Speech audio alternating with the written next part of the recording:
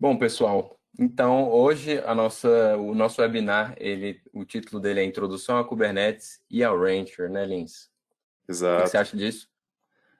O fino do fino.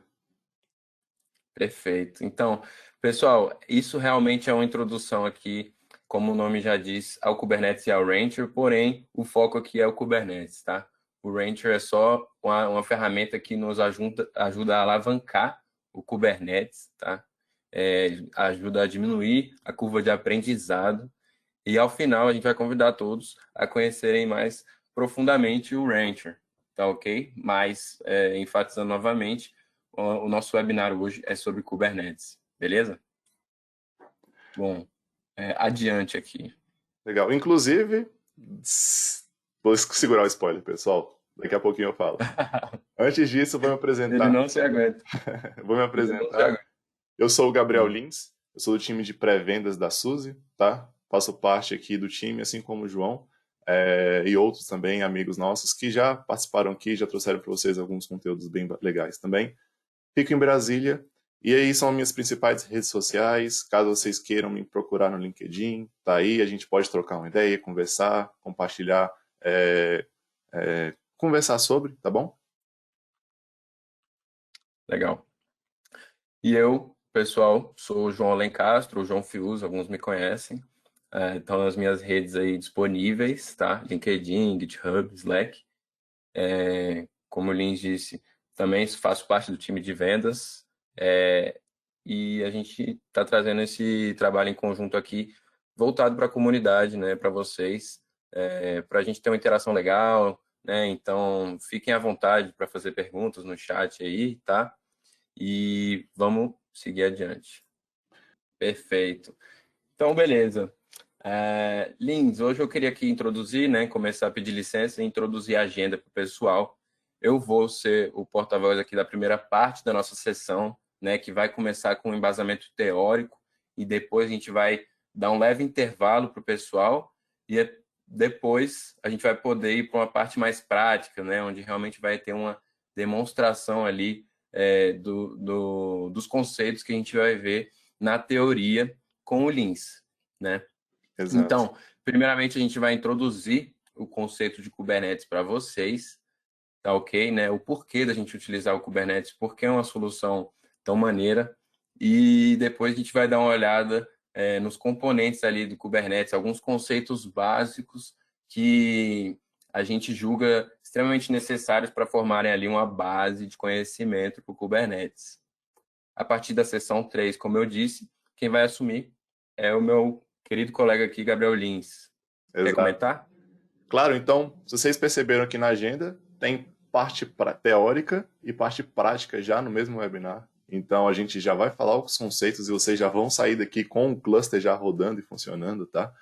Então a ideia é exatamente essa. E no final, o último tópico ali, a gente vai falar, fazer o sorteio com vocês, né? Quem participou. Então fiquem atentos, fiquem até o final, que essa tem duração aí de 1 hora e meia, né? Até 2 horas aí a gente consegue fazer o que a gente propõe. E o que é melhor, vocês vão ter aí o básico inicial, o necessário para começar seu estudo com Kubernetes, para você falar, olha, eu sei Kubernetes, viu? Então, esse é o intuito aqui de hoje, pessoal. Beleza. Recado importante, tá? Há um repositório dos exercícios que vão ser feitos nesse webinar. Então, qualquer coisa, é só escanear o QR Code na tela ou seguir o link, que vocês vão acessar o repositório dos exercícios que vão ser liderados aqui pelo Lins. E qualquer coisa, se não for possível acompanhar on the fly, digamos, vocês podem acessar e fazê-los depois, em algum momento onde vocês estiverem mais livres, tá? E por onde a gente gosta de começar, né? Tem alguns gostam de ir direto para a prática, outros gostam de ir direto para a documentação. A gente quis trazer aqui hoje a documentação do próprio Rancher, tá? É uma documentação extremamente rica, que possui muitos conceitos de Kubernetes, né? Até porque a ferramenta gira em torno do Kubernetes, e ela traz muito, assim, de forma bem explicada, né, Lins? De forma bem didática, como que a gente sobe clusters e como que a gente utiliza, por fim, o Rancher para gerenciar todos esses clusters, tá? Existe também a documentação oficial do Kubernetes, né? Então, é sempre uma boa pedida a documentação oficial, mas a gente quis trazer também a documentação do Rancher para vocês. Bacana. Outra coisa, os nossos portais de comunidade, tá ok? Nós temos dois aqui, à esquerda, o portal que é pelo Slack do Rancher. Então, caso queiram se conectar ao time de produtos mesmo do Rancher, aqueles entusiastas da comunidade, né, que nem a gente tem o nosso querido Fabrício aqui na live, que estão podendo ajudar ali qualquer pessoa que está iniciando no mundo do Rancher ou no mundo do Kubernetes e precisa daquele empurrãozinho, sempre tem o pessoal que está disposto a ajudar. Assim como na direita também, o site de comunidade da SUSE, onde a gente tem acesso aí a vários eventos semanais que ocorrem, né, e que são super legais sobre ferramentas de Kubernetes, Rancher e afins, tá? Não somente produtos da SUSE, e que também possuem cursos online gratuitos, né, voltados também para a comunidade sobre esses assuntos.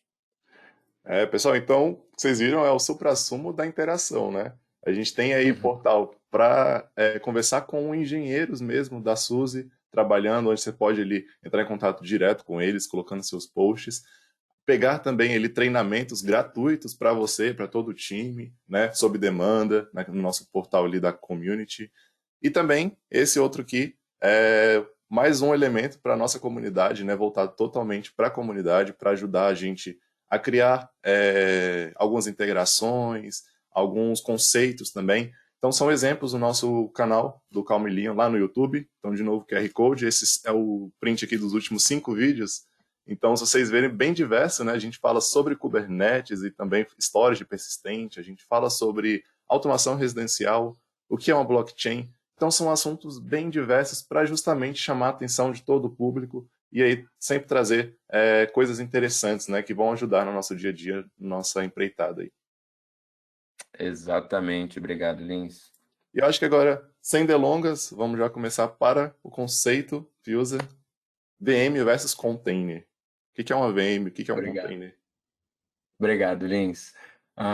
Pessoal, então, por onde começar, né, a falar sobre Kubernetes, se não na nossa infraestrutura legado, né, e o conflito que há entre o nosso sistema de virtualização tradicional, eu diria, contra o ambiente novo, o ambiente, a nova criança no bairro ali, o container, né? Eu até não diria que ela é a nova criança no bairro, porque o container já está por aí há bastante tempo, tá? Ele só ganhou notoriedade aí na última década, eu diria, mas que já existe há um tempo. E por que eu trago essa discussão, tá? De VM versus container? Bom, a virtualização, para muitos que são mais antigos na área de TI, eles sabem que foi um grande diferencial você introduzir um sistema de virtualização dentro da infraestrutura, né? Basicamente, você deixou de utilizar appliances dedicados para cada parte da sua infraestrutura, né? A parte de rede, a parte de processamento, a parte de storage, ao utilizar tudo isso dentro de uma só máquina, virtualizando ali máquinas virtuais em cima daquela máquina física, né? Ou seja, a gente passou a utilizar melhor os nossos recursos ao utilizar somente uma máquina física para hospedar várias outras máquinas virtuais ou máquinas que você cria ali a partir do sistema de virtualização. Como funciona mais ou menos? Eu trouxe essa figurinha para mostrar justamente a diferença que existe hoje entre uma VM e um container, tá? Por baixo aí a gente vê a camada de infraestrutura, que é essencial para qualquer sistema de computação rodar, não existe sem hardware o software, tá? Mas aqui à esquerda a gente pode ver a camada de hypervisor, né? Ou que seria o sistema de virtualização que foi introduzido há um tempo para a gente na infraestrutura. E ele permitiu o quê? Permitiu a melhor utilização dos nossos recursos computacionais através da instalação de múltiplos sistemas operacionais em cima desse virtualizador, né? Se a gente tinha uma máquina física, onde a maior parte do tempo ela passava ociosa e ela utilizava somente um sistema operacional ali para rodar uma aplicação alocada, né, e dedicada, você acabava perdendo muito desses seus recursos computacionais de forma onde eles ficavam ociosos, né? Então, viu-se ali uma grande oportunidade de reaproveitação desse reaproveitamento, desses recursos computacionais, ao introduzir várias máquinas, vários sistemas operacionais virtualizados em um só appliance, né? E dessa forma, você poderia segmentar suas aplicações ali, como mostra a API 1, API 2, API 3. Só que pela utilização dos containers, a gente foi além. A gente aumentou ainda mais esse ganho de recursos computacionais ao utilizar uma engine ou um motor de containerização, onde a gente pode reaproveitar o kernel de uma máquina Linux e utilizar somente a segmentação para as aplicações, onde elas só vão precisar ter acesso às bibliotecas e aos binários que dizem respeito realmente à sua aplicação, né? Ou seja, você vai ter um kernel compartilhado, que seria o caso da direita, onde a gente tem um só sistema operacional, você tem a engine do container, que compartilha entre todos os seus containers um só kernel. Então, você não precisa ficar replicando o kernel do Linux em vários sistemas operacionais, e ainda assim você vai fazer melhor uso do seu sistema, dos seus recursos computacionais, né? Ou seja, o container ele traz hoje para a gente muitos benefícios. É difícil de passar batido por isso, né? Imagens de containers sobem mais rápido, justamente porque elas precisam de menos recursos computacionais. Elas não precisam subir todo um sistema operacional para estar em execução, né? Além disso, elas rodam basicamente em qualquer lugar, desde que tenha acesso a esse kernel compartilhado do Linux, né? Que é muito comum hoje numa infraestrutura empresarial, ou até mesmo na sua residência. Os containers, eles fazem melhor uso dos nossos recursos justamente pelos motivos que eu falei, né? Então, que a gente consegue colocar vários containers dentro de uma máquina, reutilizando o kernel.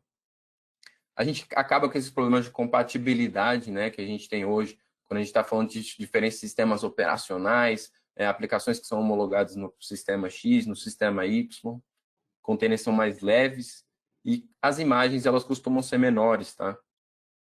Massa, legal. Pô, conceito bacana então, né? Quando a gente olha assim para a VM, de fato foi um momento ali que todo mundo ficou animado, ai, não vou precisar nova infraestrutura para pegar minhas aplicações. Posso subir uma VM aqui, quantas VMs eu quiser. Chegou um ponto que a gente viu que tinha muito overhead, né? Ou seja, muita camada ali adicional desnecessária que foi enxugada com o container. Então, acho que justamente diria que esse é um dos motivos que container hoje é bem utilizado, né? Muita gente já está buscando levar suas aplicações para o container. Mas, Com show, legal. certeza.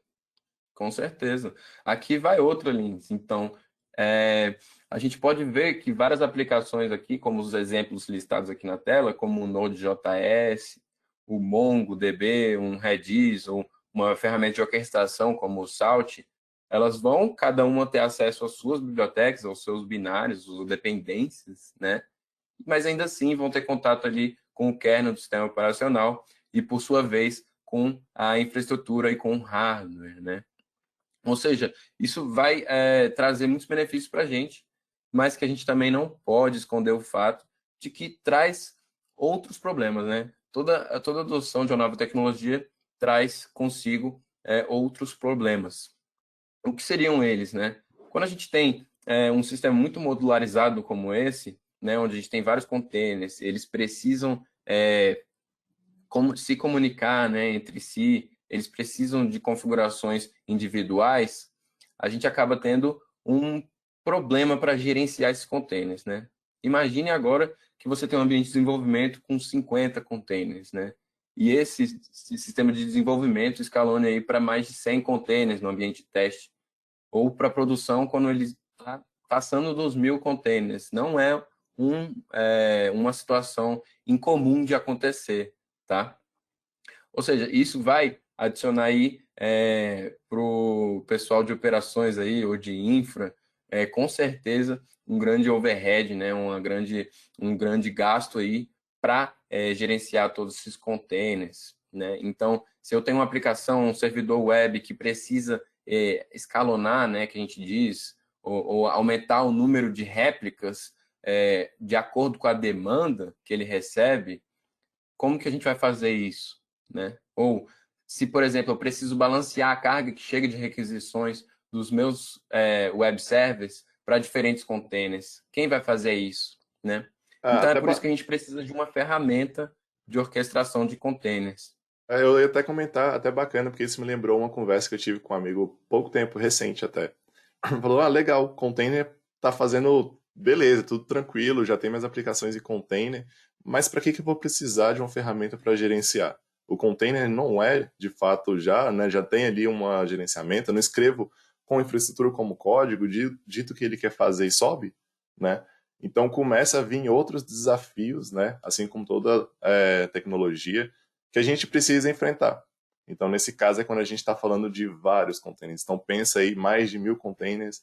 E aí, você querendo fazer gerenciamento completo, né?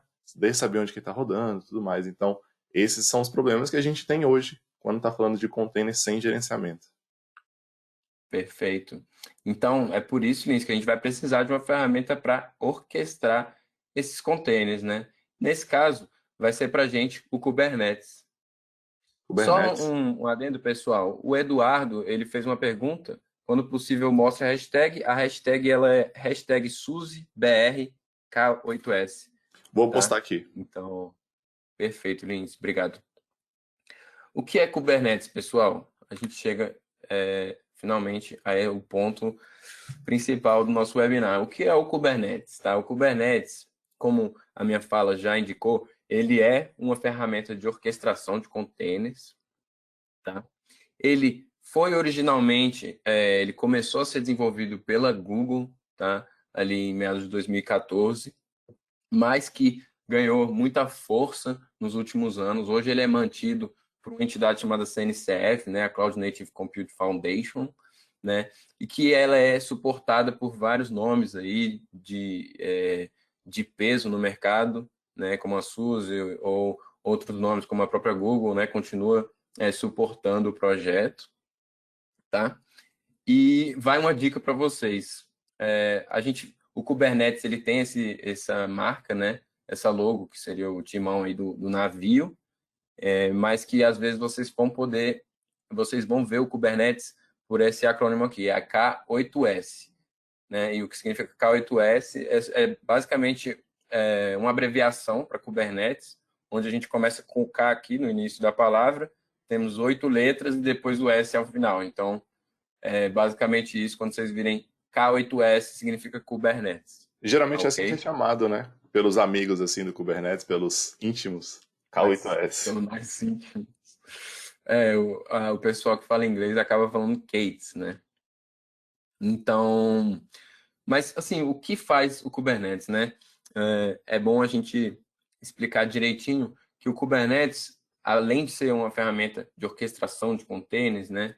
Ele vai basicamente criar clusters onde você tem ali uma série de containers trabalhando juntos e serviços para um determinado propósito, né? Onde você vai ter métricas de self-healing, ou seja, métricas onde os containers podem se curar, digamos assim, né, ao pé da letra, mas que eles podem, uma vez que um container foi perdido ou deu um erro, ele vai espinar, a gente diz, ou criar outro no lugar, né? E várias outras métricas que fazem o Kubernetes ser um sistema que automatiza todo o ciclo de vida do container, né? A gente pode ver alguns nomes aí grandes que utilizam Kubernetes e não só eles, né? Hoje em dia, você faz uma pesquisa, você está utilizando um container por trás e que está rodando em Kubernetes, muito provavelmente. E o que é necessário hoje para a gente rodar o Kubernetes, né? A gente falou o que é o Kubernetes mais ou menos, mas vamos entender em mais uma visão, assim, uma perspectiva de pilha, né? Onde ali na camada de baixo a gente tem realmente a nossa infraestrutura e que ela vem mudando bastante, né? a nossa arquitetura aí de infraestrutura da própria internet vem mudando bastante, né? A gente vinha visto uma grande centralização nos data centers, né? E na própria cloud, né? Nas grandes cloud providers, né? Mas que hoje a gente já vê um grande avanço para as bordas, né? Onde a gente tem o nosso edge computing. Então a gente vê que muitas pessoas estão utilizando o próprio ambiente de desenvolvimento, né? Ambientes remotos como filiais, né? Ou branches, e o próprio ambiente de edge ou ambientes de IoT para entregar cargas de trabalho, né? Então, aqui mesmo no Brasil, a gente vê o agronegócio é uma grande aplicação de IoT e de Edge Computing, né? O próprio 5G que vem sendo falado há bastante tempo aí, que finalmente parece estar acontecendo, ele basicamente ganha muito ao utilizar o Kubernetes, né? E por que isso, Lins? Basicamente, quando a gente está falando de Kubernetes, a gente tem várias distribuições de Kubernetes, tá? Eu mostro para vocês. A CNCF, além de suportar o projeto original do Kubernetes, ela certifica todas aquelas distribuições que não são exatamente o Kubernetes original, ou Kubernetes Vanilla, como a gente chama, mas que tem ali alguns componentes diferentes e que são mantidos por outras organizações, como, por exemplo, o RKE, o Rancher Kubernetes Engine, né, que é uma das engines de Kubernetes que foi desenvolvida pela Rancher. Ou quando a gente está falando também da distribuição de Kubernetes da Amazon, a EKS, ou a distribuição da Azure, a AKS. Esses três, EKS, AKS e GKE, são três distribuições de Kubernetes de serviços de Kubernetes gerenciados na nuvem, né? Ou, por exemplo, o K3S, por último, é o meu exemplo de distribuição Kubernetes extremamente leve para a gente rodar na edge, né? Na borda, eu diria. Legal, né, Lins? Muito Quando bacana, a gente está falando uma camada acima, a gente vai estar falando do Rancher, tá? Então, uma vez que a gente já tem a nossa infraestrutura, nossa engine de containers ali rodando em contato com a infraestrutura, a gente vai precisar de uma série de ferramentas aí, todo um arsenal de ferramentas que vão simplesmente permitir com que a gente trabalhe no dia a dia com todos os problemas enfrentados pelos containers, né? Então, por exemplo, Prometheus e o Grafana para fazer o monitoramento desses containers, né? Ou a entrega de aplicações para esses containers, a gente utilizaria o Helm, um tal do Helm, né? Que seria mais ou menos gerenciador de pacotes, né? Do Linux. E vários outros, né? Como, por exemplo, autenticação de usuário, né? Controle de acesso. Quem é que vai acessar esses containers? Quem é que vai ter permissão de root? Quem é que vai criar containers? Então, tudo isso vai ser necessário no nosso dia a dia quando a gente está falando de Kubernetes. E, por fim, a gente vai ter uma camada aí acima, né? Que é onde a gente tem todas as nossas métricas, ou melhor dizendo, as nossas palavrinhas-chave que fazem parte do dia a dia hoje de um profissional DevOps, um profissional de desenvolvimento, até mesmo, né? Ah, então Então, entendi a ideia aqui. Então você está me falando que o Docker, né, o container trouxe uma necessidade, que foi o que o gerenciador, né, de todos os containers, que é o Kubernetes.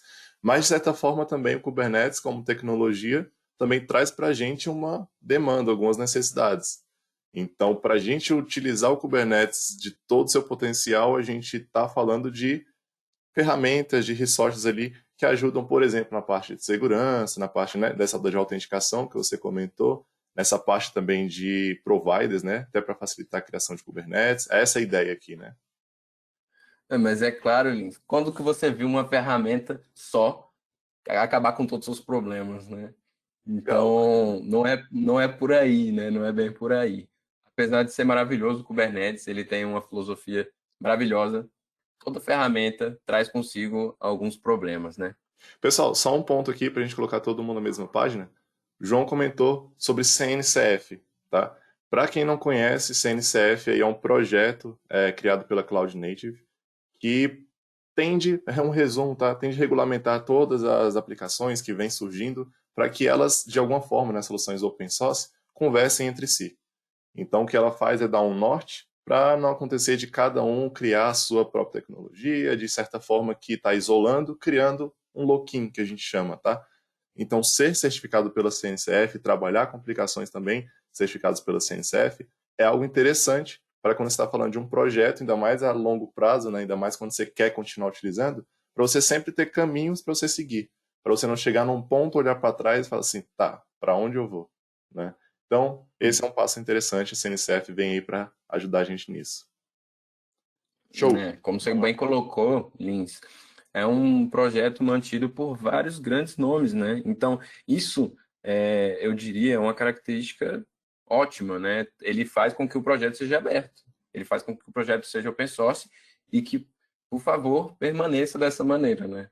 Dessa forma, a gente tem um projeto bem mais rico. Bacana. Ok, agora pulando um pouco para os componentes do Kubernetes, tá? Uma vez que a gente já tem introduzido a ideia do Kubernetes e o porquê dele estar aqui. E como que a gente vai introduzir esses conceitos? Bom, a gente gostaria de fazer uma analogia aqui com vocês hoje, tá? E qual seria essa analogia? A gente vai falar de um porto, né? Um porto onde ele trabalha diariamente e na movimentação de containers. E os containers, no nosso caso, são realmente os containers do Kubernetes, tá?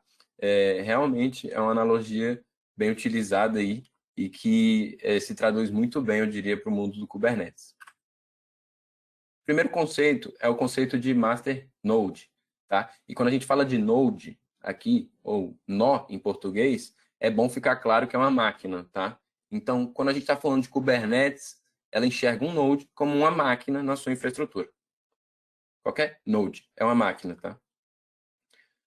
E nesse caso, na nossa analogia, o master node em específico é o porto, onde temos funcionários trabalhando todos os dias lá, funcionários que designam diferentes funções dentro do porto, mas que, na sua totalidade ali do porto, ele representa a máquina master, né? E justamente esse conjunto que confere o fato dela ser master e controlar todas as operações. Depois da nossa incrível animação ter acontecido aqui, obrigado, Gabriel.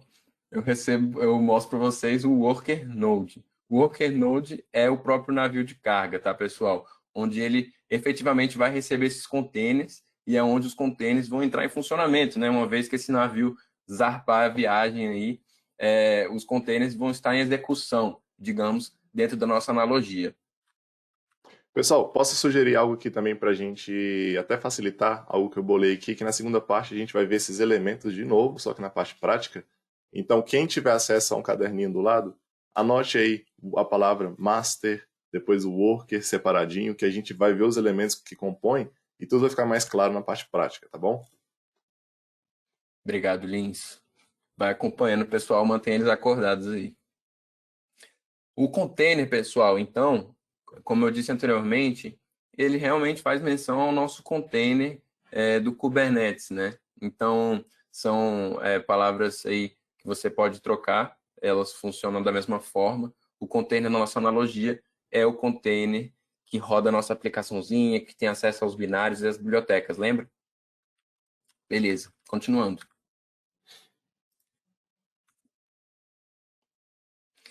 A nossa frota, portanto, vai ser o nosso cluster Kubernetes, ou no caso do Rancher, a gente pode gerenciar múltiplos clusters, tá? É por isso que a gente tem vários vaquinhas aí, vários tourinhos em cada um desses navios de carga, tá? Então, uma vez que a gente tem uma infraestrutura bem montada, a gente vai ter diversos clusters sendo gerenciados pelo Rancher. Então, Fala calma, você comigo, está me Lins. falando que eu posso ter vários clusters Kubernetes aqui, todo mundo navegando junto e sendo gerenciado por uma plataforma, é isso? É isso mesmo, e digo mais. Não precisa apenas ser todos os Kubernetes Vanilla, né? Como mostra a foto aí, a logozinha do Kubernetes Vanilla, né? Que é esse timão. Você pode utilizar qualquer tipo de Kubernetes, tá? Então, aqueles que eu mencionei, o RKE, o EKS, AKS, todos que são homologados pela CNCF, que tem aquele selinho, vão poder ser gerenciados pelo Rancher. Pô, que bacana. Isso forma a Inclusive, nossa frota. isso puxa uma pergunta aqui que fizeram. A pergunta é o seguinte, abre aspas. Assim como os containers demandam gerenciamento, e aí temos os Kubernetes, o Kubernetes também deve ter suas demandas, e mesmo questões de gerenciamento. Existe algum gerenciador de Kubernetes? Então, é justamente esse Perfeito, ponto, né? perfeito. É justamente esse o ponto. Obrigado para quem fez a pergunta.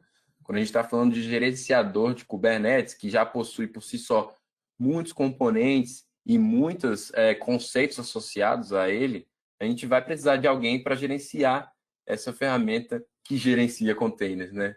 Vira até o Inception. E quando a gente está falando dessa ferramenta, a gente fala do Ranger, né? Um gerenciador unificado de Kubernetes, que é basicamente agnóstico à distribuição Kubernetes que está sendo utilizada ali por baixo. E que, diga-se de passagem, gerencia multi-clouds também, né? Se você gerencia um Kubernetes que é da AWS, um Kubernetes que é da Azure, um Kubernetes que é da Google, e por aí vai, você gerencia multi-clouds. Bacana. Continuando na nossa analogia, e indo um pouquinho mais fundo, mais componentes do Masternode, né, que é o nosso porto, o etcd. O etcd é um componente extremamente importante, talvez um dos dois aí mais importantes que eu vou retratar aqui para vocês, e seria justamente o papel desse funcionário que toma nota ali de tudo que acontece no porto, tá?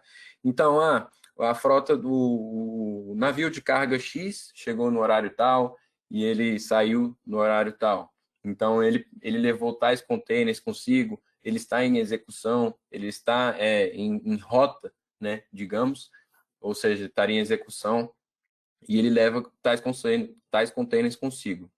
Ou seja, o etcd vai guardar todas as nossas informações que são valiosas para a gente saber como anda o funcionamento dos nossos clusters Kubernetes, não é? Então, ele funciona, eu diria, como uma forma de database aí, né, Lins? Exato. Ele tem a ideia total ali, né? De fato, essa imagem é bem legal, que mostra uma pessoa que fica ali anotando, controlando todas as informações ali do porto. Então, na analogia do cluster, todos os elementos que estão subindo, se está tudo rodando bem, sempre tem que ter conhecimento do etcd, porque é ele que gerencia toda a frota e deixa tudo redondinho. Exatamente. Importante também mencionar que esses dados eles são guardados ou armazenados na forma de chave e valor, tá? Então, para cada chave existe um valor e por aí vai. A gente colocou aqui 3 réplicas do etcd, 3 funcionários fazendo esse mesmo papel, porque o etcd ele é extremamente valioso e para que o seu cluster tenha alta disponibilidade, ou seja, para que ele consiga ser tolerante a algumas falhas, né? Uma vez que um container morre, outro sobe, para que isso não pare o seu serviço, o seu funcionamento, a gente precisa de 3, e porque 3 normalmente tem que ser um número ímpar para que o algoritmo do Kubernetes possa eleger um desses para ser o líder, tá? Isso é uma especificidade do próprio algoritmo do Kubernetes. Outro conceito extremamente importante aqui é aquele encarregado pela comunicação, ou seja, a API server, tá? Na nossa analogia, seria alguém que seria responsável por passar todas as informações ali através do radinho, né, Lins? Legal. Ela que tem a Falar comunicação, né? tudo com os componentes ali que vão estar, todos os componentes que estão envolvidos ali no Kubernetes, eles vão se comunicar através da API Server, tá ok? Show. Trazendo agora para uma visão mais segmentadinha ali, onde a gente pode ver um nó master e 2 workers, tá? Então a gente tem Rapidinho, antes disso, 3 Fiuza. elementos. Só para ajudar o pessoal, volta ali um pouquinho, rapidinho. Para quem seguiu a dica e está anotando aí, já coloca dentro de Masternode e puxa uma setinha. É TCD e API Server, tá?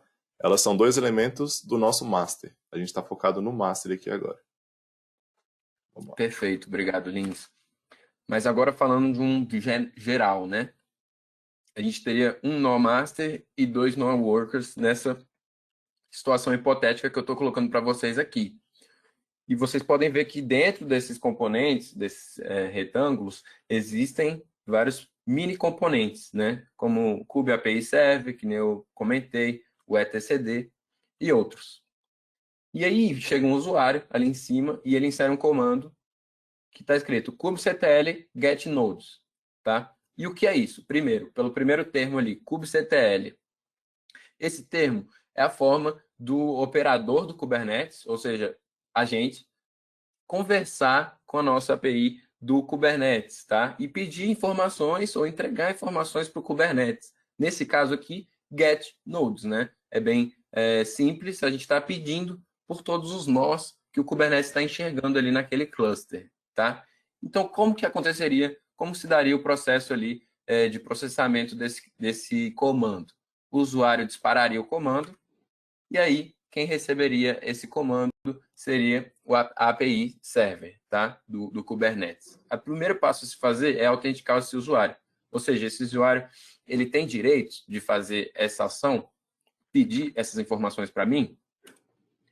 Beleza, tem. Então a gente vai validar essa requisição dele e a gente vai recuperar essas informações onde? No etcd, que é justamente onde estão armazenadas as informações. Lembra que eu disse que o funcionário que toma nota de todas as informações, ele sabe quais são as frotas, quais são os navios de carga que estão em rota, que estão em funcionamento.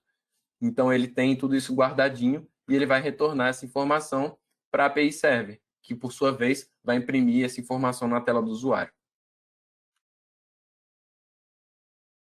Legal, pessoal? Se eu estiver indo rápido demais, por favor, avisem no chat. Outro conceito legal aqui para a gente entender do Masternode seria o Kubescheduler. E na nossa analogia, ao que faz referência o Kubescheduler? Seria, nesse caso, esse guindaste que move os nossos containers de um lado para o outro, que tira e coloca containers do porto para o navio e vice-versa, tá? E como que ele vai fazer isso? Ele vai estar em constante funcionamento para saber o que está acontecendo no seu cluster, tá? Desculpa. E o Kubescheduler, além dele ter a informação de quais nós, né, ao se comunicar com a etcd e ter informação de quais nós compõem o nosso cluster Kubernetes, ele vai ter as informações e as especificidades de cada container. Então, colocamos a situação hipotética aqui para vocês, onde a gente tem 4 containers, cada um ali tem um pré-requisito, né, de hardware para ser executado, ou seja, um precisa de uma CPU no mínimo para executar, outro precisa de 1 GB de memória alocado em memória RAM para executar, e por aí vai. E nós temos ali embaixo 4 nós, um pequeno, médio, grande e um maior, né? Para a gente utilizar, seria o nosso ambiente, aí, a nossa infraestrutura disponível. E o Kubescheduler, ele vai ser responsável por direcionar os containers para onde eles melhor rodam, ou uma disposição melhor ali dos nossos containers, tá? Seria mais ou menos esse o padrão do Kubescheduler. Além disso, além de direcionar por requisito de hardware, né, a gente pode ir além e direcionar através de labels ou etiquetas, né? Então, se a gente tiver segmentado o nosso ambiente por ambiente de desenvolvimento, ambiente de teste, QA, né, homologação, e o ambiente de produção, a gente pode dividir as nossas aplicações ou os nossos containers para serem recebidas pelos seus ambientes, devidos ambientes, né? Então, por exemplo, se eu tenho uma máquina, gerente de infraestrutura ali, e tenho acesso a uma máquina que é mais potente, eu vou, obviamente, deixá-la para produção, né? Aquela máquina que talvez esteja em alta disponibilidade ali, ela conte com resiliência, ela conte com uma duplicidade ali de conexão para a internet, por exemplo, uma duplicidade ali de fontes. Provavelmente eu vou deixá-la para produção, enquanto que uma máquina mais antiga eu vou deixar para um ambiente de desenvolvimento, né? Além de que as nossas aplicações são diferentes. Eu posso ter uma aplicação que está em uma versão mais avançada e eu quero entregá-la já. Eu quero, na verdade, deixá-la em ambiente de desenvolvimento, né? Afinal, ela tem features onde estão sendo trabalhados ainda, os nossos desenvolvedores estão trabalhando. E eu tenho features ali numa versão mais estável que eu posso entregar para o ambiente de produção. Então, o Kubescheduler também vai ser responsável por alocar da melhor maneira essas aplicações. Outro conceito interessante, pessoal, seria o conceito de Kube Control Manager, tá?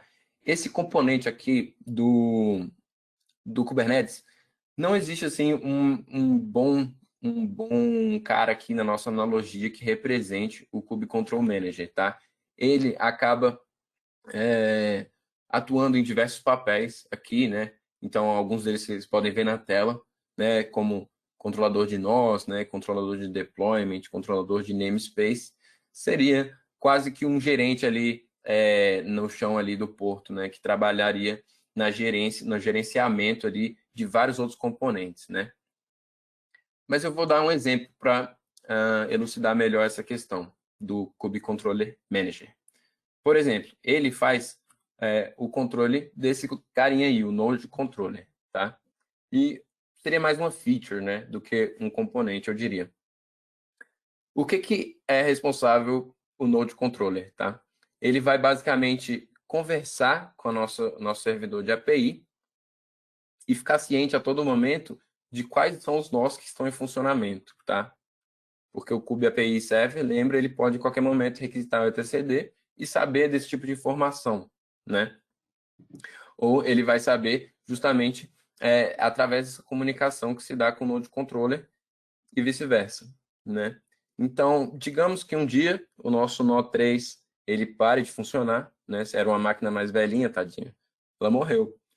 E aí, o nosso Node Controller, ele que vai ser o cara responsável por ficar ciente disso através da API Server, primeiramente, e depois ficar responsável por redistribuir a carga de trabalho que estava sendo executada no nó 3, né? Então, digamos que você tem um servidor ali de aplicação que estava rodando em todos os seus nós, ele estava replicado, mas você tem vários clientes acessando ali diariamente, né? Muitos clientes que estão pendurados, digamos, nesses servidores e utilizando através de sessões e trocando dados, né, ali com o seu servidor de aplicação. Então, para que esses clientes eles não fiquem desamparados e não sofram uma indisponibilidade lá, né, um 404 lá na cara, eles vão precisar ser realocados ali por esses dois nós que ainda estão em funcionamento. E quem é Legal. responsável por fazer isso é o Node Controller. E Fiuza, estão vindo perguntas bacanas também, bem relacionadas com o que a gente está comentando. Uma pergunta aqui foi Legal. a seguinte: uma inclusão de um app Node com baixos recursos pode de alguma forma degradar o cluster? E aí o que eu entendo dessa pergunta é se a gente adicionando nós aqui, que tem baixo poder computacional, de alguma forma pode degradar o cluster? Se foi essa a Ah, pergunta, beleza, tá? Mas legal. você quer responder? Eu posso respondê-la? Sim, por favor. Essa pergunta, ainda bem que você traduziu, eu tinha entendido o App Node como uma aplicaçãozinha, mas realmente ele quis dizer uma máquina, né? E eu acho interessante, isso é justamente uma característica bem interessante do Kubernetes, que ele praticamente traz as suas máquinas antigas, que estavam praticamente mortas, à vida. Então, aquelas máquinas que estão velhinhas, que têm baixo recurso computacional, a CPU é antiga, não tem muitas threads, não tem muitos núcleos, você pode introduzir a um cluster Kubernetes e você pode executar só aquelas cargas de trabalho ali, como eu disse no exemplo anterior, só aquelas cargas de trabalho que são desenvolvimento, ou aquelas cargas de trabalho que são menores, né, que tem menos pré-requisitos de hardware, e ainda assim você vai tirar total capacidade daquelas máquinas mais novas, né? Mais fortes, mais potentes, porque você vai poder jogar várias cargas de trabalho para aquelas máquinas. E tudo isso é abstraído pelo Kubernetes. A sua aplicação não faz discernimento, né, desse hardware. Para ela, tudo é Kubernetes e ela está rodando num container, né? Então, foi uma E tem ótima um fato, pergunta. e tem um fato legal, também linka com o que ele perguntou de app, né?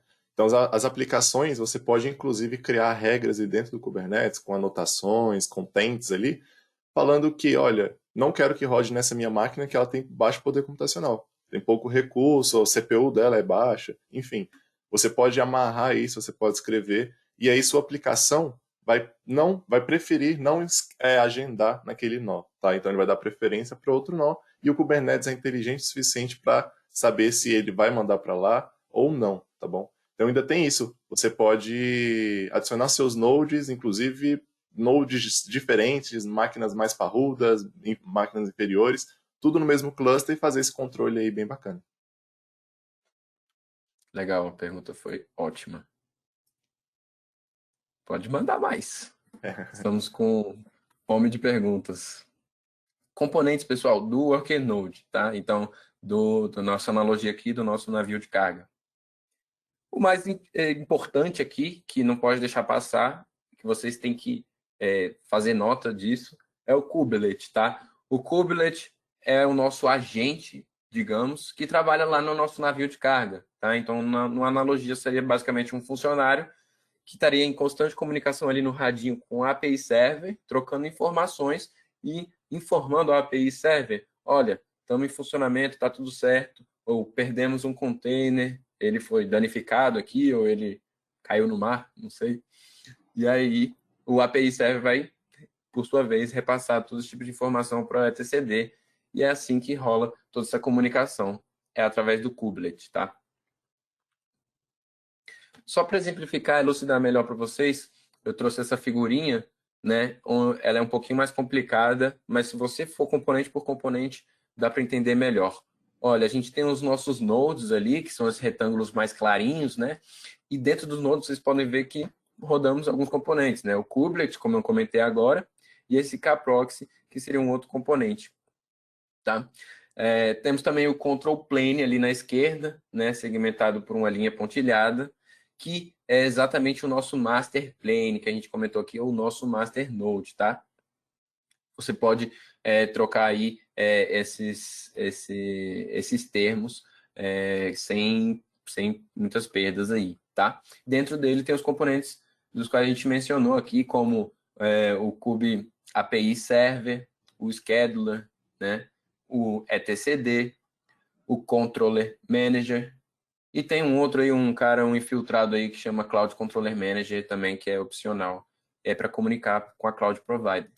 Mas que basicamente a gente já viu aí quase que em sua totalidade os componentes, né, core aí de uma estrutura do Kubernetes. Para aqueles que lembraram aí que o etcd ele é armazenado como chave-valor, aí à direita a gente tem algumas tabelinhas aí só para mostrar como que é esse esquema de chave-valor, né? Para cada chave a gente tem um valor que seria a resposta dessa nossa chave. Tá ok? E com isso, Lins, eu termino a parte teórica, tá? Eu só queria Show. falar sobre as ferramentas aqui, se você me permite. Tá permitido. Beleza, obrigado.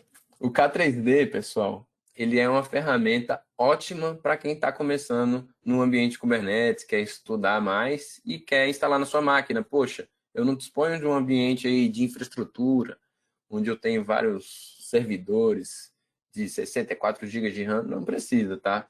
A gente tem o K3D, ele é uma ferramenta onde você vai instalar um cluster K3S, que é uma das distribuições Kubernetes, como eu mencionei anteriormente, em Docker. Tá? Então, você vai utilizar a Docker Engine com o K3S para instalar um cluster Kubernetes na sua máquina. Poxa, é complexo, né, Lins? Parece ser, Muito hein? K, muito S. Mas eu acho que é tranquilo. A gente vai mostrar aqui para vocês justamente para simplificar esse procedimento, tá? Embaixo tem o link aí do site do K3S, K3D, perdão, olha, eu já estou me perdendo aqui, k3d.io, para vocês terem contato com a ferramenta, tá? E o que que você vai precisar?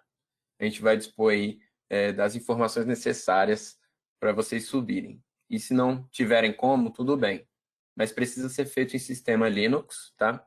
Hoje em dia já dá para fazer em Windows, por exemplo, através do WSL, né? Se você já tiver habilitado isso na sua máquina, fica à vontade também para instalar.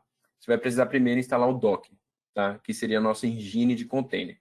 Nesse exemplo, o exemplo para SUSE, OpenSUSE, né? Um comandinho aí no terminal que você joga, zipper install docker, mas que no Ubuntu, por exemplo, seria apt-get install docker, né? Então, você utiliza aí o gerenciador de pacotes de preferência, o que está disponível para você, se for Yaml, NF, Pacman, e pode instalar o Docker, tá? Uma vez que você tiver instalado o Docker, você vai iniciar esse serviço através do systemctl ou o service, né? E iniciar esse Docker e talvez até habilitar ele, se você souber. E após isso, você vai poder já instalar o K3D, né, Lins? Através desse comando aí, curl, você já instala o shell script, ele já vai fazer a instalação do K3D na sua máquina. Exato. Então aqui a gente está mostrando como vocês podem acompanhar a gente nessa parte teórica e também apresentando para vocês uma ferramenta legal para estudo de Kubernetes, para os primeiros passos, para laboratório, que é o K3D. Então a única demanda dele é só você Exatamente. instalar o Docker, dar um curl nesse script e depois você já está com o seu cluster, dá esse comando aí para criar o seu cluster, está prontinho já para você executar. Beleza? E aí também o próximo slide. Perfeito. Eu só queria, desculpa, Lins, te interromper, mas eu vi uma perguntinha aqui, eu quis comentar ela em voz alta. Olá, eu sei que Kubernetes roda em máquinas virtuais, porém, existe alguma contraindicação ou algum ponto negativo significativo que inviabilize este tipo de implementação? Adorei como foi colocada essa pergunta. Pessoal, o que acontece? No começo da apresentação, eu comentei, né, que existe o conflito entre o ambiente virtualizado e o ambiente de containers, né?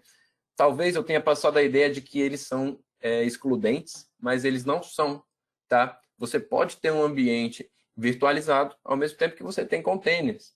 É uma transição difícil, a gente entende isso, todo mundo sabe disso. Você não muda da noite para o dia um cluster, um data center inteiro que funciona sobre VMs para Kubernetes. Tá? Então, existe um período de transição, né? Nada é abrupto. Então, existe esse período de transição. A gente vê muitas pessoas hoje no Brasil passando ainda por esse período de transição. E não existe uma contraindicação de usar Kubernetes em máquinas virtuais. A gente faz bastante uso de máquinas virtuais com Kubernetes, né, Lins? Exato. E até um ponto que até esclarece um ponto que eu queria lembrar da última pergunta, né? Onde perguntou ali das aplicações e tudo mais. É... Ah, tá. O único pré-requisito importante, né, não é a capacidade da sua máquina. Tudo bem se tem pouco hardware, o Kubernetes lida com isso. O único ponto que tem que tomar cuidado é com o disco, tá? Ele, até pré-requisito mesmo do próprio Kubernetes, é que ele tenha aí uma taxa de leitura escrita, né, o IOP ali mais alto, tá? Rotação mais alta, de preferência que seja instalado no SSD. Porque justamente como o Fiuza, o João comentou agora, tem muita leitura ali entre o etcd, né? Muita troca de informações. Então, o tempo todo a API comunicando com o etcd e trocando informações, vendo o estado, né, de todos os objetos. Então, é importante e o único pré-requisito assim que eu vejo é você ter um disco tranquilo, rede o suficiente, é beleza. E independente, máquina virtual, física, Raspberry, x86, ARM, qualquer coisa, você pode subir seu Kubernetes aí. Perfeito, obrigado, Lins. O Anderson Santana perguntou aqui pra gente: a apresentação pode ser enviada para nós? Anderson, fique tranquilo, cara. A gente vai gravar, está sendo gravada essa apresentação e a gente vai disponibilizar depois no nosso canal do YouTube. Você só precisa seguir lá o nosso canal do YouTube, tá? Relembrando, então, algumas informações legais. A hashtag para vocês participarem do sorteio é hashtag SuzyBRK8S, que é o final desse repositório aqui também, coincidentemente. Mas essa é a hashtag. E o nosso canal no YouTube é o Calmillion, né? COWMELEON. Boa, soletrando passou. Inclusive, pessoal, tem Não muita tem gente aqui, né? participando, viu? Eu vi aqui, já peguei o nome de uma galera. Nessa segunda parte, que usa vai pegar também do restante. Então, ainda dá tempo vocês participarem. Tira uma fotinha Legal. aqui da gente, de uma parte que vocês estão aprendendo. Comenta lá no LinkedIn, que daqui a pouquinho a gente faz o sorteio. Isso. Beleza. Pessoal, vamos. Desculpa, Lins, só para falar dos dois links aqui, que para aqueles que tipo, não tiverem um ambiente Linux disponível, né? Não são todos que têm ali. Eu mesmo estou no ambiente Windows aqui. A gente tem dois links aqui para gente, tá? Esse da Catacoda e o Labs Play with K8S, o Kate. Então, para aqueles que não têm um ambiente de infraestrutura disponível, vocês podem acessar esse link, vocês vão precisar apenas fazer um login lá, mas dá para fazer através do Google ou do Facebook. E aí vocês vão ter acesso a um terminal e vão poder realizar a parte prática aí que vai ser liderada pelo Lins. Esses são os links aqui para a gente fazer o nosso laboratório, tá? Podem entrar aqui tanto no Katacoda quanto nesse link aqui do labs.playwithkubernetes. E aí, interessante é que esses dois precisam de fazer um login, tá? Vocês podem entrar com o LinkedIn, podem entrar aí com uma conta já que vocês tenham criado, por exemplo. E o que ele vai dar para a gente é já um ambiente Kubernetes, já uma instância ali, para a gente já colocar os comandos que a gente vai ver aqui agora, tá? Então é interessante vocês rodarem do outro lado, porque à medida que eu vou apresentando, vocês vão fazendo aí também, vendo como é que é do lado de vocês, para testar a prática mesmo, tá bom? E nesse repositório que está aqui embaixo do GitHub, a gente tem aqui esse diretório, que estão todos os comandos que a gente vai realizar nessa segunda etapa. Tá tudo lá explicadinho. Então, caso vocês percam aqui algum momento, alguma coisa, ou então queiram avançar, podem abrir esse repositório. Fiquem à vontade para vocês olharem lá. Lins, licença, eu vou só responder uma pergunta aqui que foi feita no chat. Beleza? Vocês podem falar um pouco sobre o prazo de suporte do Kubernetes para Docker? Sou desenvolvedor e comecei a estudar Docker para aplicar no ambiente de desenvolvimento e vi várias postagens em diversas redes sobre o assunto. Bom, o que acontece é que o Kubernetes já anunciou que ele pararia de utilizar um dos componentes do Docker, tá? Não é o Docker em sua totalidade, as pessoas confundem isso. É um componente ali que existe dentro da Docker Engine e que parou de ser utilizado pelo Kubernetes. Mas isso foi devido ali eu diria, uma pressão da comunidade, né, e da totalidade das pessoas, pelo Docker fazer uma série de mudanças, né, nas suas políticas de utilização e tal. Hoje o Kubernetes, algumas distribuições utilizam o Docker ainda, outras utilizam o Containerd ou o CRY-O também. Então, é importante a gente ficar ciente disso, né? Não, às vezes sai, o Kubernetes não suporta mais Docker, tá? É só um componente do Docker e a gente trabalha ainda com o resto do Docker, né? Como eu estava comentando com o Lins aqui antes da apresentação, o Docker continua sendo uma grande parte aí do nosso desenvolvimento de containers, tá? Não fique preocupado. Legal. Então, vamos lá, pessoal. Para a gente não demorar bastante aqui, vamos começar a nossa segunda parte. Então, já agradeço até o Fiuza, uma boa apresentação, um ponto bem legal, que foi aprender sobre os componentes aí do Kubernetes. E agora a gente vai colocar a mão na massa, tá? A gente vai, de fato, colocar aqui o que a gente aprendeu em prática. Então, antes disso, eu queria falar um pouquinho sobre a diferença do K3S para o K3D. E por que eu estou falando do K3S? É a ferramenta que eu estou utilizando para subir o meu cluster, tá? Que eu estou fazendo a apresentação para vocês. Inclusive, tá rodando nessa bichinha aqui, numa Raspberry. Então, para quem perguntou sobre Node com baixo poder computacional, estou todo rodando meu cluster num K3, numa Raspberry, tá?